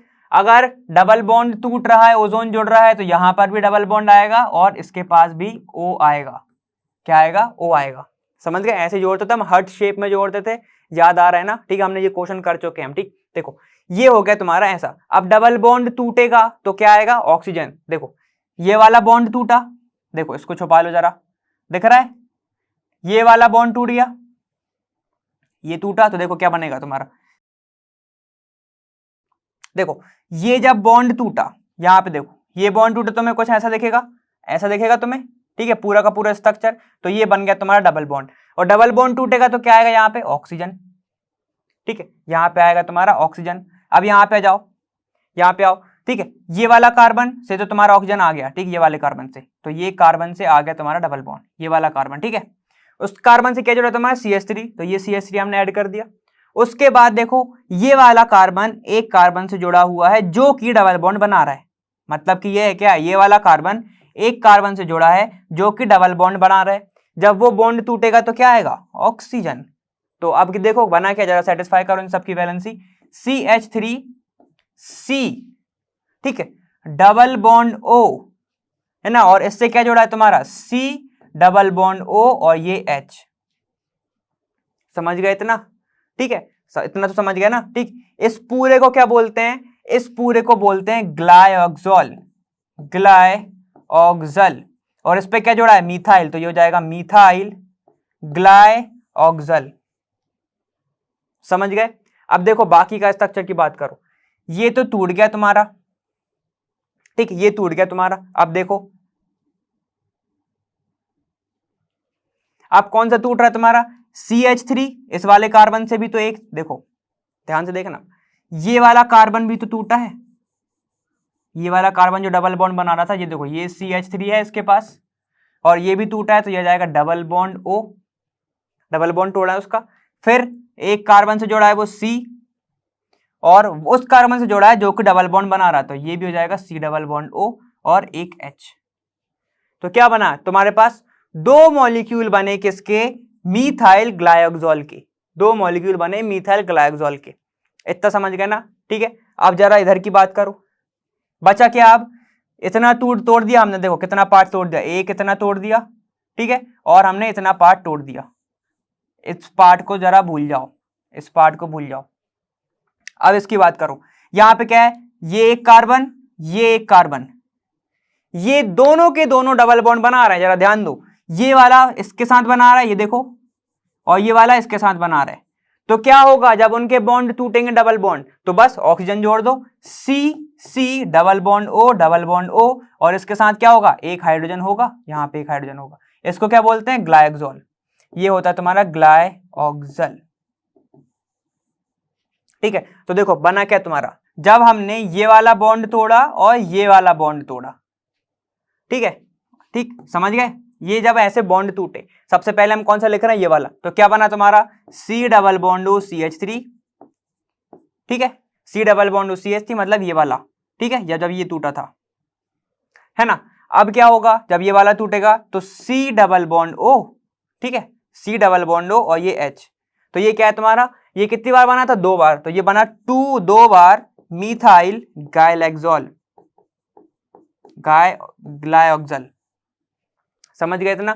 और एक और क्या बना था जब ये वाला टूटा था, तो ये बना तुम्हारा plus CH double bond O, CH double bond O, तो इसको क्या बोलते हैं, ग्लाइकोजल, इसको ही बोलते हैं ग्लाइकोजल। बस सेम ही तो है, बाकी बस इस पे जो क्या है तुम्हारा CH से जुड़ा है, तो इसका नाम हो गया मीथाइल ग्लाइकोजल। इतना समझ गए। अब इसको देखो, अब इसको देखो क्या चेंज है, बस इसमें जो बॉन्ड टूट रहा है, किस किस के बीच में टूट रहा है, एक इसके बीच में और एक इसके बीच में, है ना। तो बस अब देखो ये वाला कार्बन जो टूट रहा है, ये डबल बॉन्ड O, उससे ही जुड़ा है CH3। अब उसके बाद बात करो दूसरा कार्बन जिससे जुड़ा है एक CH3, ये देखो अब इसकी बात चल रही है, इससे जुड़ा है CH3 और इसका डबल बॉन्ड टूट रहा है, तो C डबल बॉन्ड O। समझ गए। तो देखो ये क्या बना तुम्हारा CH3, C double bond O, C double bond O और ये CH3, बस इसको मैंने सीधे सीधे लिख दिया। तो ये क्या बना तुम्हारा 2 डाई, देखो 1 डाइमिथाइल ग्लाइकोजॉल, क्या बना ये 1 डाइमिथाइल ग्लाइकोजल या डाइमिथाइल ग्लाइकोजल। इतना समझ गए, ठीक। अब प्लस, अब क्या बनेगा, सिर्फ ये तो एक पार्ट में टूटा, ये एक पार्ट में टूटा, ठीक है। अब क्या टूटेगा, एक ये वाला कार्बन बचा और ये वाला कार्बन, ये साथ में टूटेंगे तो क्या बनेगा C double bond OH, C double bond O और ये H। समझ गए ना। देखो ऐसे टूट रहा है, ये पार्ट्स में टूट रहा है, ये एक में पूरा टूटा, ठीक है, इस पूरे को एक मान लो, ये पूरा एक में टूटा, ठीक है। अब क्या होगा, ये वाला पार्ट सेकंड में टूटा, बचा क्या तुम्हारा ये बचा, और ये वाला पार्ट जो है ये थर्ड में टूटेगा। समझ गया, ठीक है। अब देखो हमने सेकंड तक तोड़ दिया, अभी देखो इसकी बात करो, ये वाला जो बॉन्ड जब टूटेगा तो क्या बनेगा, ये C double bond O plus C double bond O, ठीक है, ये जोड़ा है एक कार्बन से जो बना रहा है डबल बॉन्ड, तो ये बन जाएगा C डबल बॉन्ड O और ये H, ठीक है। ये देखो कार्बन डबल बॉन्ड O और ये C इससे जोड़ा है डबल बॉन्ड O H, तो ये क्या बनेंगे 2 molecule of C double bond O H, C double bond O और ये H, कितने बने 2 मॉलिक्यूल, मतलब ये क्या है तुम्हारा ग्लाइकोजल। चेंज क्या है, बस इसमें 1 डाइमिथाइल ग्लाइकोजॉल बनता है, इसमें सिर्फ मीथाइल ग्लाइकोजॉल बनता है। किसमें, जब तुम क्या करते हो बॉन्ड की शिफ्टिंग अगर तुम्हारी राइट साइड रहती है, तब, और ये तुम्हारा कौन सा है, ये तुम्हारा लेफ्ट साइड वाला, समझ गए इतना, ठीक। तो ये स्ट्रक्चर बनते हैं तुम्हारे कौन से, ऑर्थोजाइलिन के, जिसको हम बोलते हैं 1,2 डाइमिथाइल बेंजीन, समझ गए। अगर हम केकुलर स्ट्रक्चर्स को ध्यान रखते हुए ओजोन से तोड़ते हैं तो ओजोन की दो प्रोसेस, एक तो ओजोन खुद जब रिएक्ट कराते हो तब, दूसरी हाइड्रोलिसिस और reduction in the presence of ZnH2O, ठीक है। ये क्या है तुम्हारा ZnH2O, ये है सेकंड, और पहला हमने कराया था किसमें, O3 की प्रेजेंस में। इतना समझ गए, ठीक है। चलो ये क्वेश्चन हो गया हमारा finish. Arrange benzene N hexane N ethyne. देखो सबसे पहले हम क्या करेंगे, फॉर्मूला लिखेंगे भाई, स्ट्रक्चर बनाओगे तुम। देखो क्या है तुम्हारा बेंजीन, तो मैं बेंजीन को ऐसे लिख देता हूं, ठीक है। ये मैंने बेंजीन बना दिया, ठीक है, ये बन गया बेंजीन। उसके बाद है तुम्हारा एन हेक्सेन, एन मतलब होता है नॉर्मल चेन, ठीक है। तो बस बना दो नॉर्मल चेन, बना दो सीधे सीधे, CH3 CH2 CH2 3, ये 4, ये 4, ये 5 और ये CH3, ये हो गया तुम्हारा एन हेक्सेन, मतलब नॉर्मल चेन है, ठीक है। 1 2 3 4 5 6 एन हेक्सेन। उसके बाद है तुम्हारा इथाइन, इथाइन मतलब आइन मतलब ट्रिपल बॉन्ड। कैसे दिख रहा है तुम्हें, एक बॉन्ड, दो बॉन्ड, तीन बॉन्ड दिख रहा है, वाई दिख रहा है तुम्हें, वाई आइन है, YNE, ठीक है, समझ गए, ये बन गया तीन बॉन्ड। तो बना दो जरा, इथाइन मतलब दो कार्बन, तो मतलब 1 2, ठीक है, ये हो गया तुम्हारा इथाइन। जरा बैलेंस कर दो इसको, CH लगा दिया। चलो अब हम देखते हैं, हमने फॉर्मूला लिख लिया। In decreasing order of acidic behaviour, हमें अरेंज करना है इनके एसिडिक बिहेवियर पर, उनके डिक्रीजिंग ऑर्डर पर, मतलब ठीक है, जो ज्यादा बड़ा होगा उसको पहले लिखेंगे और फिर बाद में लिखेंगे, समझ गए। तो also give reason for this behaviour, भाई इसके रीजन भी बताना है। तो सबसे पहले हम रीजन सुन लेते हैं, ठीक है। क्या होता है, जैसे जैसे एस परसेंटेज बढ़ता है, किसी भी कंपाउंड का अगर एस परसेंटेज ज्यादा है तो उसकी एसिडिटी भी ज्यादा होती है, समझ गए, ठीक है। तो देखो, तो मैं ये लिख सकता हूं, कैसे लिख सकता हूं, अपन कैसे लिखेंगे इसको कि एसिडिक बिहेवियर,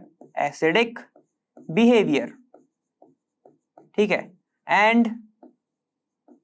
एंड किसका, इलेक्ट्रोनेगेटिव नेचर, इलेक्ट्रोनेगेटिविटी लिखो, electronegativity of carbon atom is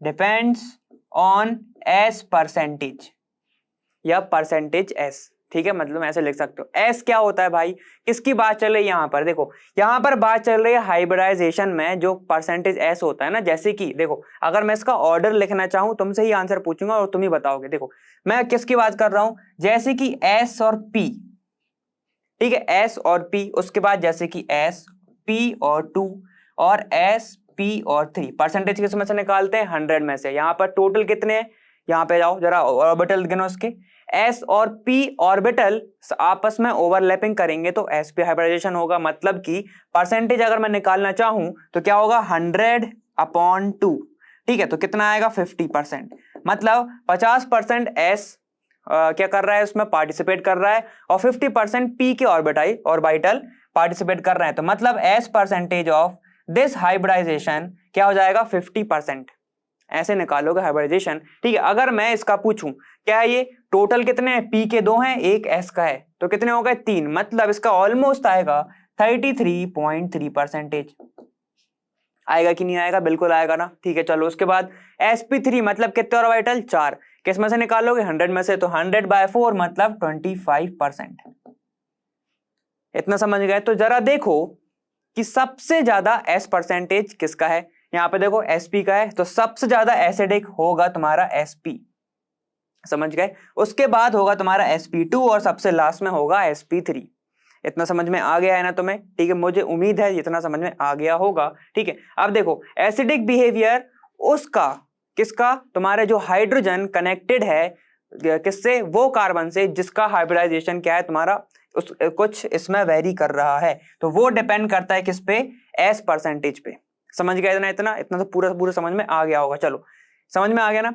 सुनो अब जरा ये बताओ तुम, ठीक है, मैंने 2-3 चीजें बता दी है तुम्हें कि एसिडिक बिहेवियर, ठीक है, और इलेक्ट्रोनेगेटिविटी किस पे डिपेंड करता है, S परसेंटेज पे, ठीक है। अब देखो जरा बताओ, बेंजीन में हर कार्बन का हाइब्रिडाइजेशन कितना होता है भाई, ठीक है, हमने ये पढ़ा हुआ है, इसी चैप्टर में पढ़ा हुआ है, ये होता है sp2, ठीक है, इसमें कितना होता है sp2d2, ऐसा होता है? नहीं होता। इसका कितना होता है? ये देखो सिंगल बॉन्ड मतलब sp3, ठीक है। ये देखो ये ट्रिपल बॉन्ड मतलब sp, ठीक है। इतना समझ में आ गया? जरा अगर नहीं समझ में आया तो भाई ट्रिक लगा लो, ठीक है। क्या है तुम्हारी ट्रिक?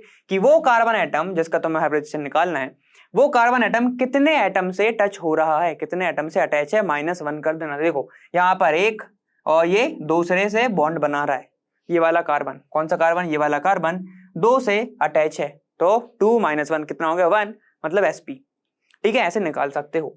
इतना समझ में आ गया? तो देखो सबसे ज्यादा एस परसेंटेज किसका है? अगर मैं तुमसे पूछ रहा हूं तो वो है तुम्हारा sp का। तो सबसे ज्यादा एसिडिक कौन सा होगा? तुम्हारा इथाइन। तो जरा लिखो, अगर तुम कैसे लिखोगे इसको? डिक्रीजिंग ऑर्डर में, मतलब बड़े से छोटे में लिखना है। तो जरा लिखो, ये देखो क्या जाएगा? सबसे ज्यादा एसिडिक बिहेवियर तुम्हारा इथाइन का, ठीक है। फिर किसका आएगा? sp2 का, क्योंकि वो तो बीच में ही है। उसके बाद आएगा तुम्हारा किसका? बेंजीन का, लिख दो बेंजीन। और सबसे कम आएगा तुम्हारा बेचारा कौन सा है? तुम्हारा एन हेक्सेन। ये हो जाएगा तुम्हारा एसिडिक बिहेवियर किसका? इन सब कंपाउंड का। समझ में आ गया? समझ में आ गया? यहाँ पर छोटे से सिग्नेचर दे दो, क्या लिखोगे? एस परसेंटेज, ठीक है, एस परसेंटेज की वजह से। इतना समझ में आ गया ना? उस पर डिपेंड करता है ये तुम्हारा कंपाउंड। समझ में आ गया? चलो अब हम देखते हैं कौन सा 19th क्वेश्चन, इसको अच्छे से नोट कर लेना जरा, ठीक है। समझ में आ गया ना?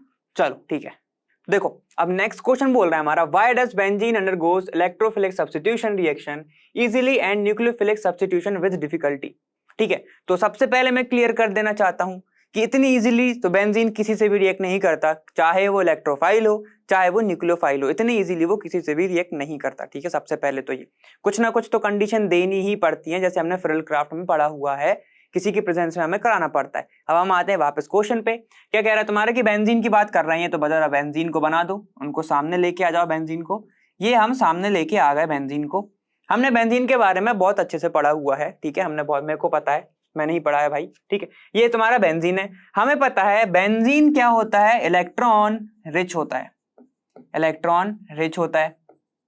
Benzene is electron rich in nature, ऐसे लिख के आओगे तुम एग्जाम में, ठीक है। क्या होता है? इलेक्ट्रॉन रिच होता है। अब जरा बताओ इलेक्ट्रॉन रिच मतलब कि, और जरा थोड़ा सा दिमाग लगाओ, इलेक्ट्रोफाइल क्या है तुम्हारा? इलेक्ट्रोफाइल। और एक है तुम्हारा न्यूक्लियोफाइल। जरा इनके चार्ज पे जाओ। पॉजिटिव मतलब इसको इलेक्ट्रॉन की क्या है? इलेक्ट्रॉन ये डेफिशिएंट है, डेफिशिएंट है। पॉजिटिव से मैंने क्यों बोला? जैसे मेटल के ऊपर पॉजिटिव चार्ज आता है, मतलब हम क्या बोल देते हैं? इसने इलेक्ट्रॉन दे दिया, मतलब कम हो गया। अब देखो ये नेगेटिव मतलब इसके पास क्या है? ये इलेक्ट्रॉन भी रिच है, ये भी इलेक्ट्रॉन रिच है। समझ में आ गया? ठीक है, तो जरा देखो कि बेंजीन हमारा इलेक्ट्रॉन रिच होता है, डिलोकलाइजेशन होता रहता है, उसका हमने ये भी पढ़ा हुआ है, ठीक है। इलेक्ट्रॉन रिच होता है। तो अब जरा ये बताओ, इलेक्ट्रॉन रिच के पास वो आएगा जिसके पास बहुत सारे इलेक्ट्रॉन ऑलरेडी हैं, या वो आएगा जिसके पास इलेक्ट्रॉन कम है? जरा बताओ अच्छे से, कौन आएगा तुम्हारा? जिसके पास इलेक्ट्रॉन कम है। मतलब कौन कम है? इलेक्ट्रोफाइल। तो देखो जैसे इलेक्ट्रोफाइल आता है तो बेंजीन कहता है कि ओके ठीक है मैं मदद करूंगा तुम्हारी, लेकिन जैसे ही न्यूक्लियोफाइल आता है वो उसको रिपल कर देता है, भगा देता है कि भाई तेरे पास ऑलरेडी इतना है और कितना लेगा, ठीक है। तो देखो जब इलेक्ट्रोफाइल आता है इसलिए वो रिएक्शन क्या करता है? इजीली, जैसे ये बोल रहे हैं तो ठीक है, क्या करता है वो? इजीली रिएक्शन कर लेता है, ठीक है। मगर जैसे ही तुम्हारा क्या आता है? न्यूक्लियोफाइल आता है। जैसे ही न्यूक्लियोफाइल आता है तो ये कहता है कि आप जाएं सर, नो नीड। यहां पे क्या कर देता है? उसको रिपेल, इसको कर देता है वो रिपेल, ठीक है। इसलिए जो न्यूक्लियोफिलिक रिएक्शन है वो बहुत ही ज्यादा डिफिकल्टी से होती है, ठीक है। चलो सिर्फ सीधा साधा रिएक्शन तुम्हारा जो रीजन है वो सिर्फ यही है। मस्त एकदम मार्क करके एकदम पेंसिल से अंडरलाइन करके आना कि बेंजीन इज इलेक्ट्रॉन रिच, ठीक है, in nature. That's why electrophilic substitution क्या होती है तुम्हारी? बहुत इजीली हो जाती है। समझ गए इतना? चलो ये आ गया समझ में। अब हम देखते हैं 20 क्वेश्चन हमारा। अब तुम्हारा क्या है? How would you convert the following compound into benzene, ठीक है। तो इन कंपाउंड को तुम बेंजीन में कैसे बदलोगे ये बताना, ठीक है।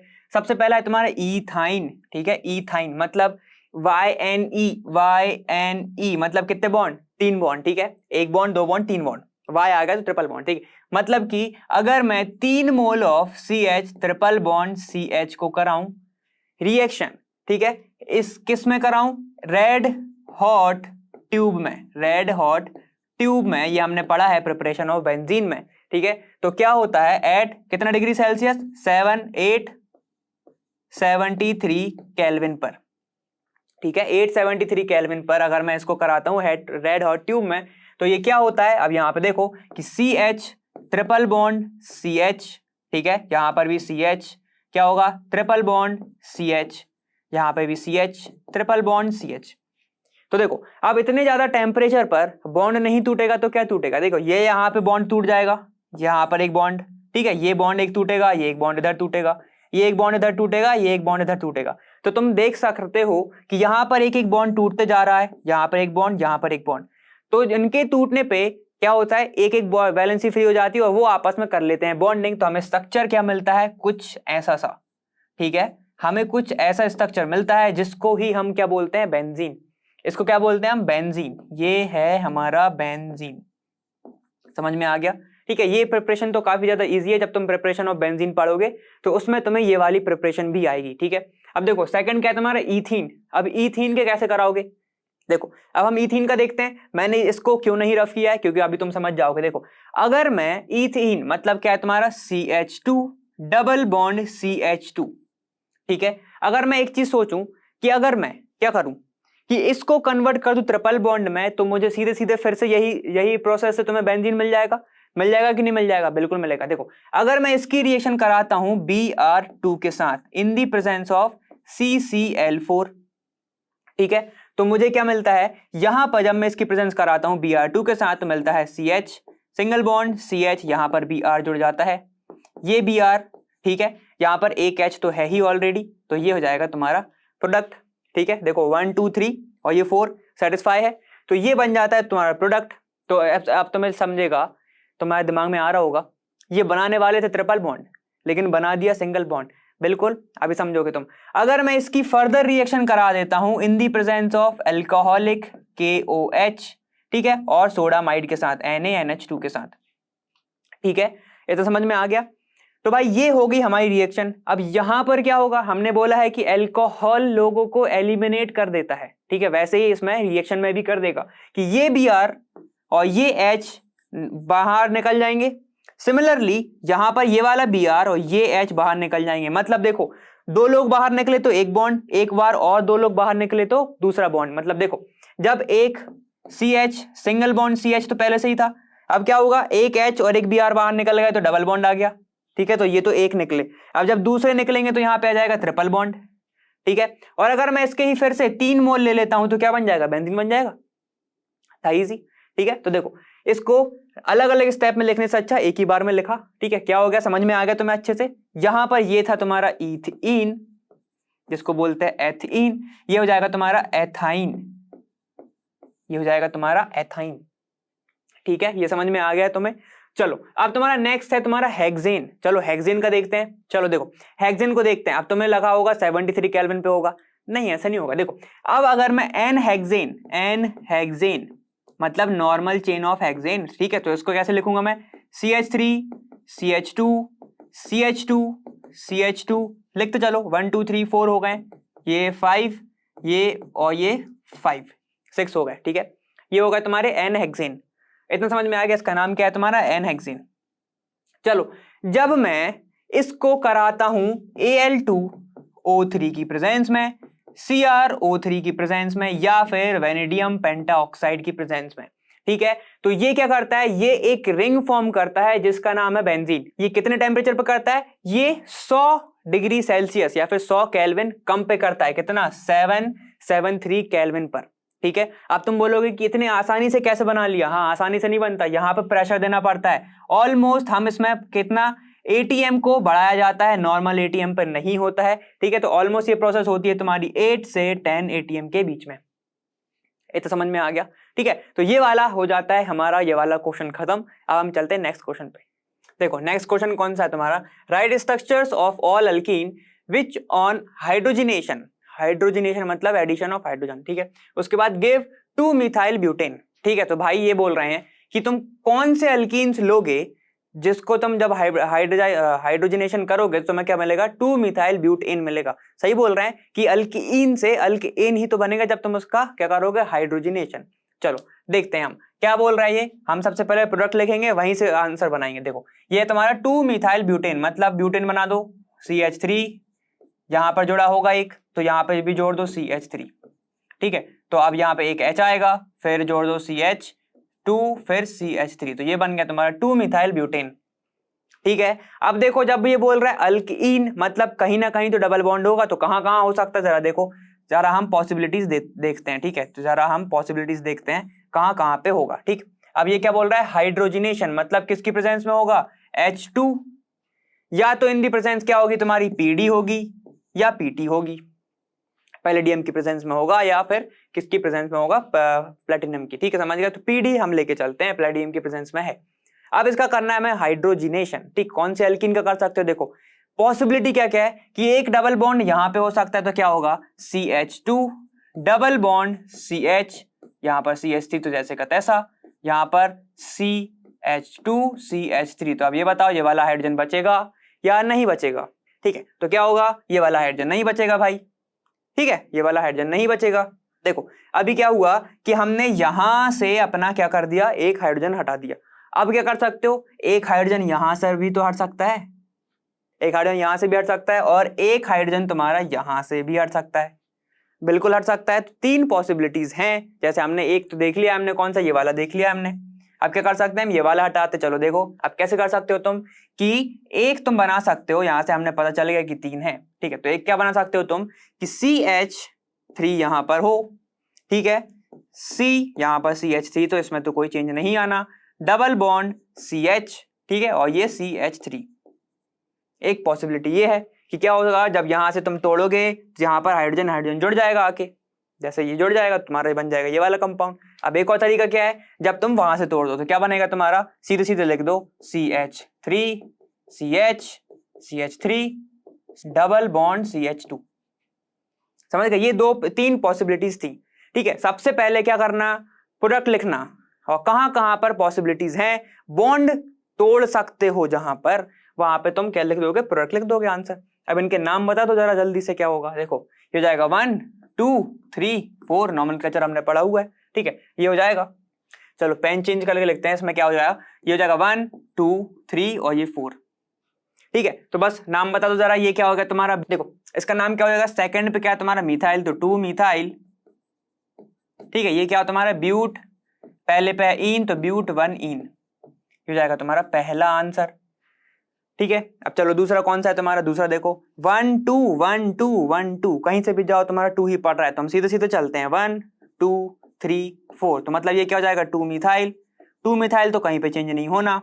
उसके बाद सिर्फ बॉन्ड की पोजीशन चेंज होगी, वो क्या हो जाएगा तुम्हारा ब्यूट 2 इन, आंसर एक ये हो गया। चलो थर्ड देखो, थर्ड क्या हो जाएगा तुम्हारा, ये देखो अब सिर्फ क्या होगा, मिथाइल की पोजीशन चेंज होगी, क्यों होगी, क्योंकि हमारा बॉन्ड हिल गया। ये देखो 1 2 3 और ये 4, ठीक है। तो ये क्या जाएगा 3 मिथाइल, ठीक है, 3 मिथाइल ब्यूट 1 इन, चलो ये हो जाएगा आंसर। अगर मिथाइल चेंज नहीं होता तो आंसर तुम्हारा यही हो जाता, क्योंकि चेंज नहीं हुआ तो ट्रू मिथाइल ही तो हो जाता वो, ठीक है। चलो ये हो जाएंगे तुम्हारे आंसर, अगर हम इन सब का हाइड्रोजनेशन करते हैं in the presence of H2 PD की प्रेजेंस में, तो क्या होगा तुम्हारा, ये बन जाएगा तुम्हारा प्रोडक्ट जो तुम्हें दिया हुआ है, क्या है 2 मिथाइल ब्यूटेन, ये हो जाएगा तुम्हारा आंसर, ठीक है। चलो अब हम नेक्स्ट क्वेश्चन देखते हैं, समझ में आ गया होगा ये वाला। देखो अब क्या तुम्हारा, arrange the following set of compounds in order of their decreasing relative reactivity with an electrophile, ठीक है भाई। क्या हो रहा है, इलेक्ट्रोफाइल के साथ रिएक्ट कर रहे हैं, ठीक है। तो अब बताओ डिक्रीजिंग रिएक्टिविटी में तुम्हें बताना है कंपाउंड को, जरा देखो क्या है तुम्हारा, ए है तुम्हारा क्लोरोबेंजीन, फिर क्या है, सबसे पहले हम क्या बनाएंगे, कंपाउंड बनाएंगे, जैसे जैसे बोलते जा रहे बनाते जाओ, क्या तुम्हारा क्लोरोबेंजीन, क्लोरोबेंजीन मतलब एक क्लोरीन जुड़ा हुआ है बेंजीन के ऊपर, ठीक है, ये हो गया तुम्हारा क्लोरीन। उसके बाद क्या है तुम्हारा 2,4 डाइनाइट्रोक्लोरोबेंजीन, ठीक है। तो देखो 2,4 डाइनाइट्रो मतलब इनने प्रेफरेंस किसको दिया है तुम्हारा, क्लोरोबेंजीन को। तो जरा देखो ये है तुम्हारा क्लोरीन, ठीक है। अब जरा यहां से नंबरिंग स्टार्ट कर दो, ये हो जाएगा 1 2 3 4, तो यहाँ पे 2 यहाँ पे आ रहा है तो मतलब यहाँ पे NO2 और फिर यहाँ पर भी NO2, ये हो गया 2,4 डाइनाइट्रो क्लोरोबेंजीन। ठीक है, चलो उसके बाद क्या तुम्हारा पैरा नाइट्रो क्लोरोबेंजीन। ठीक है, चलो वो भी देख लेते हैं। पैरा नाइट्रो क्लोरोबेंजीन मतलब क्लोरीन सबसे पहले लगा दो, यहाँ पर क्लोरीन, इसकी प्रेफरेंस में, इसके रेफरेंस में, ठीक है, क्या होगा, पैरा कहाँ पे होगा, ये ऑर्थो बेटा, ये पैरा। ठीक है, तो ये हो जाएगा तुम्हारा पैरा मतलब कौन सा ग्रुप, NO2 ग्रुप।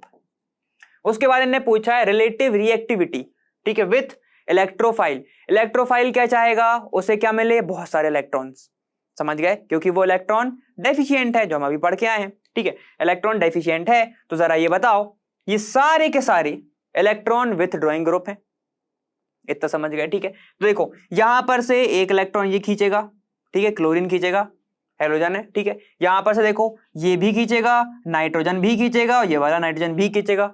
ठीक है, और यहां पर दो लोग खींचने वाले हैं अपोजिटली।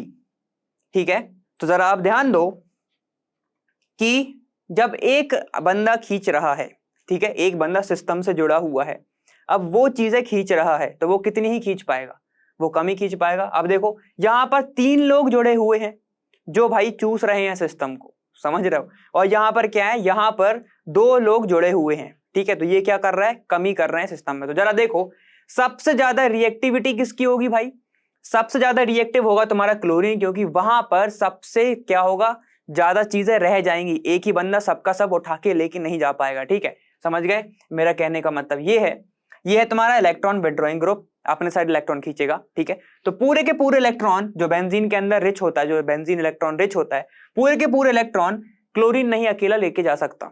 ठीक है, तो वो क्या करेगा, थोड़ा सा कम ही उसको इलेक्ट्रॉन लेके जा पाएगा, समझ गए इतना, पहले चीज।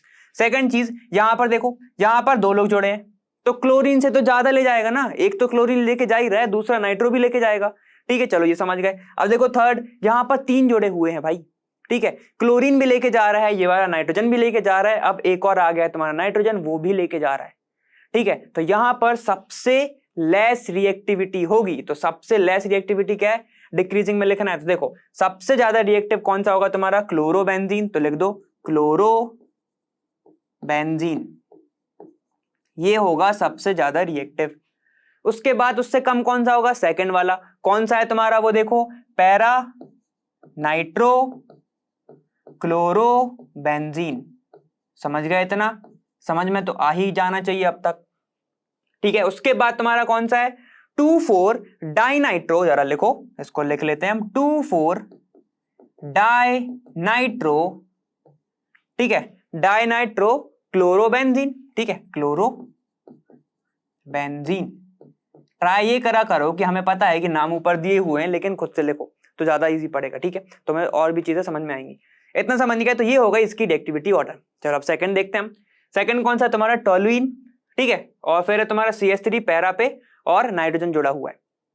चलो ये हम लिख लेंगे, और पैरा पे तुम्हारा क्या जुड़ा है, 2 बार नाइट्रो ग्रुप जुड़े हुए हैं, एक के रिस्पेक्टिव में दूसरा जुड़ा हुआ है। ठीक है, चलो देखते हैं ये, चलो वो लिख लिया था ना। ठीक है, यहाँ पे क्या होगा, अब देखो बी वाला बोल रहा है टोलुइन, टोलुइन मतलब कि एक CH3 ग्रुप जुड़ा होगा बेंजीन से, ये होता है टोलुइन, ये हमने पढ़ा हुआ है, ये तो बहुत नॉर्मल चीज है। उसके बाद क्या है तुम्हारा, पैरा पे जुड़ा हुआ है तुम्हारा कौन सा, कुछ भी जोड़ दो, वो तो रिस्पेक्टिव में एक पे ही आएगा, ये बेंजीन, ठीक है, ये बेंजीन, ये मान लो बन गया टोलुइन, और पैरा पे जुड़ा हुआ है NO2, दोनों सही होंगे। तुम बेंजीन तो सिमेट्रिक है ना, कैसे भी लिख सकते हो। उसके बाद क्या है, ये देखो यहां पर जुड़ा हुआ है तुम्हारा क्या, पैरा पे ही है, एक दूसरे के रिस्पेक्टिव में, तो जोड़ दो NO2, और ये भी NO2। इलेक्ट्रोफाइल का बताना है। ठीक है, अब ये जरा ध्यान दो, इसमें सिर्फ एक ही चीज पे ध्यान देना, कौन सा तुम्हारा +I ग्रुप है, कौन सा -I ग्रुप है। ठीक है, अगर इसमें कंफ्यूज हो रहे हो तो कौन सा इलेक्ट्रॉन रिलीजिंग ग्रुप है और कौन सा इलेक्ट्रॉन विथड्रॉइंग ग्रुप है, उस पर बस ध्यान देना है। इससे समझ में आ गया होगा। विथड्रॉइंग मतलब जो इलेक्ट्रॉन लेके जाता है, कौन लेके जा रहा था, नाइट्रोजन लेके जा रहा था, याद आ रहा है पिछले ही क्वेश्चन में, अब भी पिछले ही पॉइंट में, क्वेश्चन भी नहीं, क्या हो रहा है, ये क्या करेगा, इलेक्ट्रॉन लेके जाएगा, ये भी इलेक्ट्रॉन लेके जाएगा। ठीक है, अब मगर CH3 क्या होता है तुम्हारा, इलेक्ट्रॉन रिलीजिंग ग्रुप, और तुम्हारा NO2 कौन सा है, होता है इलेक्ट्रॉन विथड्रॉइंग ग्रुप। इतना समझ गए ना, ठीक है। तो क्या होगा, CH3 इलेक्ट्रॉन रिलीज करेगा सिस्टम में, ठीक है। अब जरा तुम गौर करो, जो रिलीज कर रहा है सिस्टम के अंदर, मतलब कि कोई एक सिस्टम है, वहां पर हम चीजें जमा कर रहे हैं, ठीक है, हम जमा कर रहे हैं, ठीक है। तो क्या होगा, सिस्टम को तो बहुत अच्छा लगेगा कि चीजें जमा होती जा रही हैं, तो वो इलेक्ट्रॉन रिच फील करेगा, ठीक है। जैसे बेंजीन एक सिस्टम है तो वो इलेक्ट्रॉन रिच फील करेगा, ठीक है। अब जैसे ही नाइट्रोजन जैसे ग्रुप, मतलब नाइट्रो जैसे ग्रुप जो क्या करते हैं, इलेक्ट्रॉन विथड्रॉ करते हैं, जमा कुछ नहीं करते, तो सिस्टम को क्या लगेगा, बहुत ही खराब लगेगा और वो अपने आप को डेफिशिएंट फील करेगा। इतना समझ गए। और जरा जो इलेक्ट्रोफाइल आने वाला है, जो ऑलरेडी क्या है तुम्हारा इलेक्ट्रॉन डेफिशिएंट, वो तो बिल्कुल नहीं चाहता कि मैं जिसके पास जा रहा हूं वो भी इलेक्ट्रॉन डेफिशिएंट हो, नहीं चाहता ना। तो देखो सबसे ज्यादा रिएक्टिविटी किसकी होगी तुम्हारी, फिर टोलुइन की होगी। क्यों होगी, ना तो यहाँ पे खींचने वाला है, सिर्फ देने वाला है, तो क्या होगा, सबसे ज्यादा रिएक्टिव होगा तुम्हारा टोलुइन, तो लिख दो टोलुइन, ये होगा सबसे ज्यादा रिएक्टिव। उसके बाद कौन सा होगा, जरा दिमाग से देखना, अब दिमाग से ही देखना, ठीक है, आंखों से नहीं देखा, समझो सब कुछ। अब क्या होगा कि ये इलेक्ट्रॉन रिलीज तो कर रहा है, यहां से निकाल रहा है, तो सिस्टम का कोई लॉस नहीं हो रहा, ठीक है, मतलब वो अपने जैसे रिएक्टिविटी है वैसे ही शो कर सकता है, ठीक है। अब ये देखो वैसे ही समझो, ठीक है, क्या होगा, यहां से CH3 रिलीज कर रहा है, यहां से NO2 निकाल रहा है, ठीक है, मतलब यहां से उसने डिपॉजिट करा, यहां से उसने विड्रॉ कर लिया, समझ गए। तो लेकिन ये अपनी एक्टिविटी तो शो कर सकता है ना भाई, ठीक है। तो ये क्या होगा, फिर उसके बाद रिएक्टिव होगा तुम्हारा कौन सा, ये हो जाएगा तुम्हारा पैरा, यहां पे लिख दो para, CH3 C6 H5 NO2, ठीक है।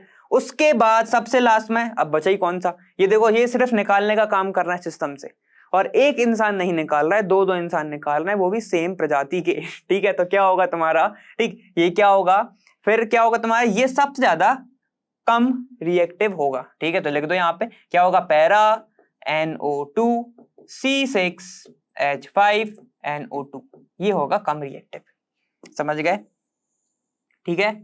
ऐसे लिख सकते हो, वरना ऐसे ही फॉर्म में लिखना, ये बताता है कि नाइट्रोजन जुड़ा हुआ है सिस्टम से, ऐसे लिखोगे तो तुम्हें लगेगा कि ऑक्सीजन जुड़ा हुआ है, ठीक है।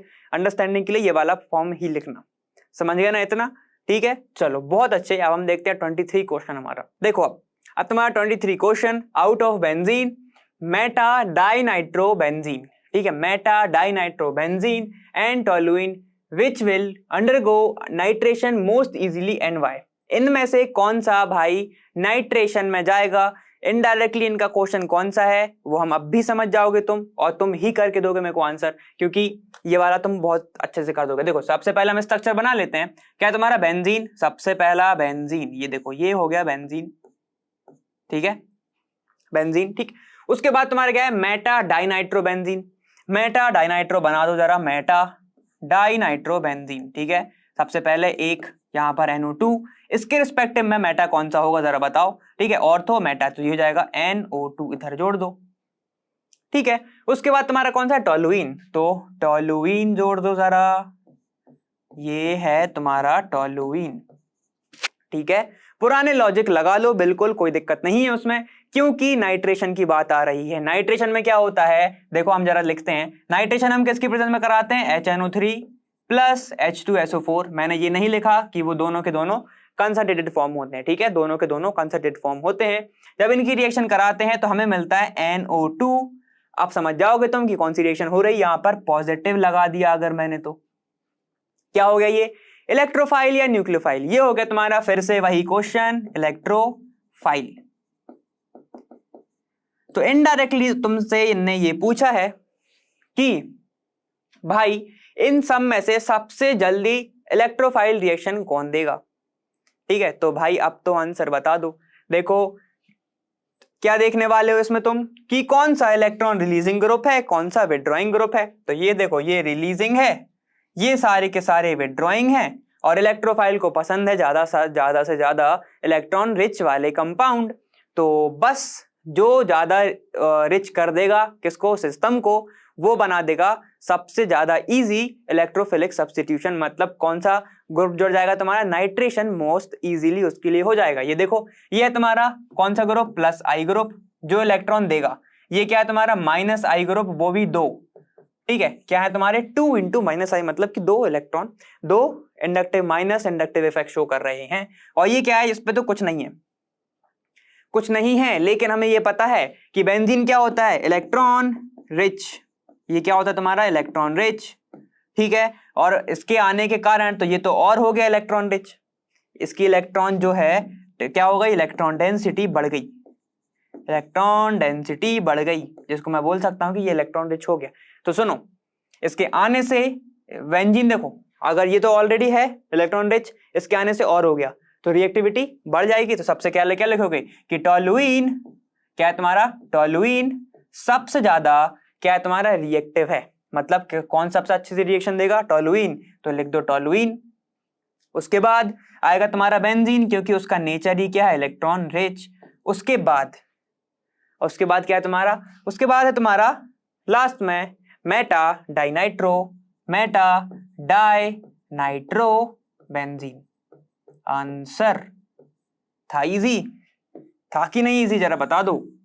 बहुत इजी था ना, क्योंकि हम 2 बार 3 बार देख चुके हैं। ये इतना समझ गए कौन सा, इसमें देखो एक चीज अच्छे से आप करो, जैसे हमने जिस रीजन की वजह से ये आंसर आ रहा है ना, तो वो एकदम टॉप पे लिख लिया करो। क्या लिखोगे, प्लस आई हमने देखा और माइनस आई हमने देखा, ये अपने समझने के लिए, एग्जाम में मत लिख के आना, ठीक है। ठीक, चलो इतना हो गया।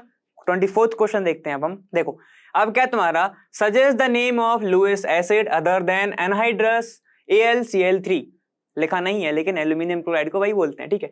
Which can be use during इथाइलेशन of benzene, जब बेंजीन का इथाइलेशन यूज का होता है, ठीक है, तो मैं ऐसे लिख रहा हूं कि इथाइलेशन ऑफ बेंजीन जब होता है तो हम नॉर्मली यूज करते हैं anhydrous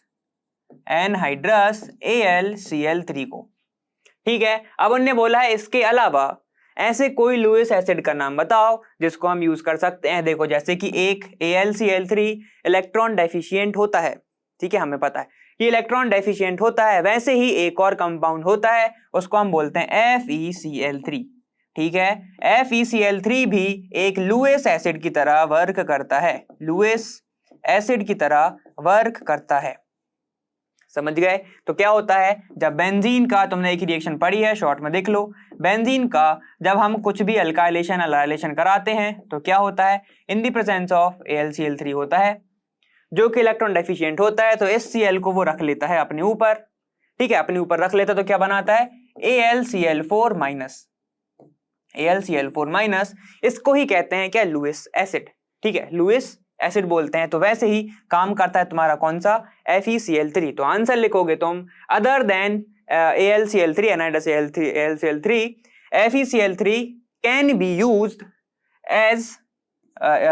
be used during इथाइलेशन of benzene, ऐसे लिख सकते हो तुम, ठीक है। तो सिंपल सीधा सीधा आंसर हो गया तुम्हारा FeCl3, ठीक है। ये तो शॉर्ट में ही था, ज्यादा लंबा नहीं आएगा ये क्वेश्चन, ठीक है। चलो 25वां क्वेश्चन देखते हैं। अब ये वाला क्लियर हो गया तुम्हें, मुझे पता है, ठीक है। चलो ठीक है, देखो अब तुम्हारा 25वां क्वेश्चन क्या है कि why is Wurtz reaction not preferred for the preparation of alkanes containing odd number of carbon atom, ठीक है। अब तुम्हें बताना है कुछ आंसर किसी एग्जाम्पल के साथ कि भाई क्यों हम ऑड नंबर ऑफ अल्केन नहीं बना सकते वुड्स रिएक्शन से। तो हम समझते हैं, यहाँ पे आ जाओ, कि ज्यादातर हमने देखा है, बिल्कुल सही पूछ रहे हैं ये, ज्यादातर हम क्या लेते हैं, इवन नंबर ऑफ लेते हैं, तो हमें बनता भी क्या, इवन नंबर बनता है।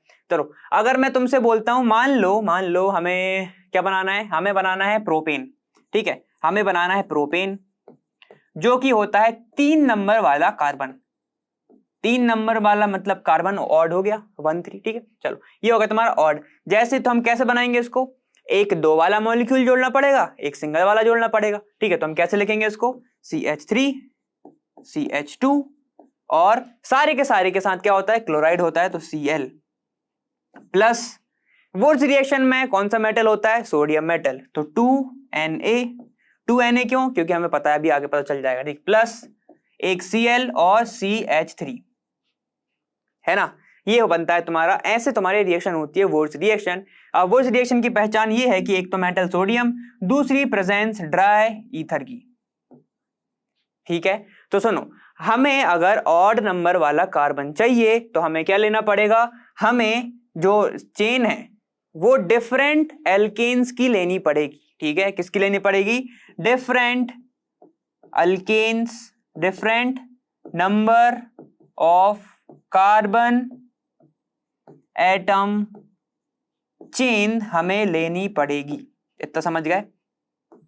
Different number of carbon atom की चेन हमको लेनी पड़ेगी, ठीक है, जिसके कारण होता क्या है कि एक कंपाउंड नहीं बनता इससे, ठीक है, इसमें एक कंपाउंड नहीं बनता। अगर तुम different number of carbon atom लेते हो तो इसमें मिलता है तुम्हें क्या? मिक्सचर ऑफ अल्कीन, ठीक है। मिक्सचर ऑफ अल्कीन कैसे मिल सकता है कि देखो, एक तो ये पूरा का पूरा कंपाउंड ऐड करके बना सकता है। कैसे बनाएगा? देखो, एक क्या बनेगा, यहां से Cl जाएगा, यहां से Cl जाएगा और ये Na बाहर, ये तो सब में कॉमन होना ही होना है। देखो अब क्या होगा, ये बन जाएगा तो क्या बनेगा तुम्हारा? प्रोपेन बन गया, ठीक है, ये बन गया तुम्हारा प्रोपेन, CH3 CH2 CH3, ठीक है, हमारा बन गया। लेकिन ये एक अकेला नहीं बनता, बहुत सारे बनते हैं। देखो अब क्या होगा कि ये जो कंपाउंड है ये खुद से भी तो रिएक्ट कर सकता है ना। अगर एक कंपाउंड के अंदर मिक्सचर है, ठीक है, एक कंटेनर के अंदर मिक्सचर है, तो उसके कंपाउंड भी तो उसके जो मॉलिक्यूल्स हैं खुद के साथ भी तो रिएक्ट कर सकते हैं, बिल्कुल कर सकते हैं। तो देखो ये क्या बनाएगा, ये बनाएगा एक ब्यूटेन भी, CH3 CH2 CH2 और CH3। अब ये कहता है जब इसके कर सकते हैं तो मेरे क्यों नहीं, तो इसके भी करते हैं, तो ये क्या बनता है तुम्हारा? CH3 CH3, ठीक है। तो कितने बन गए तुम्हारे? 3 बन गए। कौन कौन से? इथेन, प्रोपेन, ब्यूटेन, 2 3 4, ठीक है। अब देखो चलो मिक्सचर में बन गया तो दिक्कत क्या है? देखो दिक्कत ये है, दिक्कत बस एक ही है कि इसको सेपरेशन करना बहुत ज्यादा डिफिकल्ट होता है, इसलिए हम वुड्स रिएक्शन का यूज नहीं करते। किस चीज के लिए नहीं करते हम? जब हमें odd number of carbon atom बनाने हो या फिर चेन बनानी हो, इसलिए हम इसका यूज नहीं करते। इतना समझ गए? तो मैं एक कंपाउंड तो नहीं मिला ना, बहुत सारे कंपाउंड मिले, इसलिए हम इसका यूज ही नहीं करते। समझ गए? ये था हमारा आंसर और ये था हमारा 25th क्वेश्चन, ठीक है। तो इसी के साथ हमारा ये वाला वीडियो खत्म होता है। उम्मीद है समझ में आया ही होगा, ठीक है, क्योंकि एक्सप्लेनेशन अपन ने तो अच्छे से दिया ही है और आपने भी अच्छे से लिया ही है, ठीक है। तो बस मैं यही चाहता हूं कि आपके कॉन्सेप्ट क्लियर हो गए होंगे, और अगर नहीं हुए हैं तो वो भी बताओ, और अगर हो गए हैं तो वो भी बताओ, ठीक है। तब हम मिलेंगे आपसे आने वाले वीडियो में, तब तक के लिए बाय बाय। और हम मिलेंगे कहाँ? लर्नो, हाँ फ्री है पर बेस्ट है जहाँ।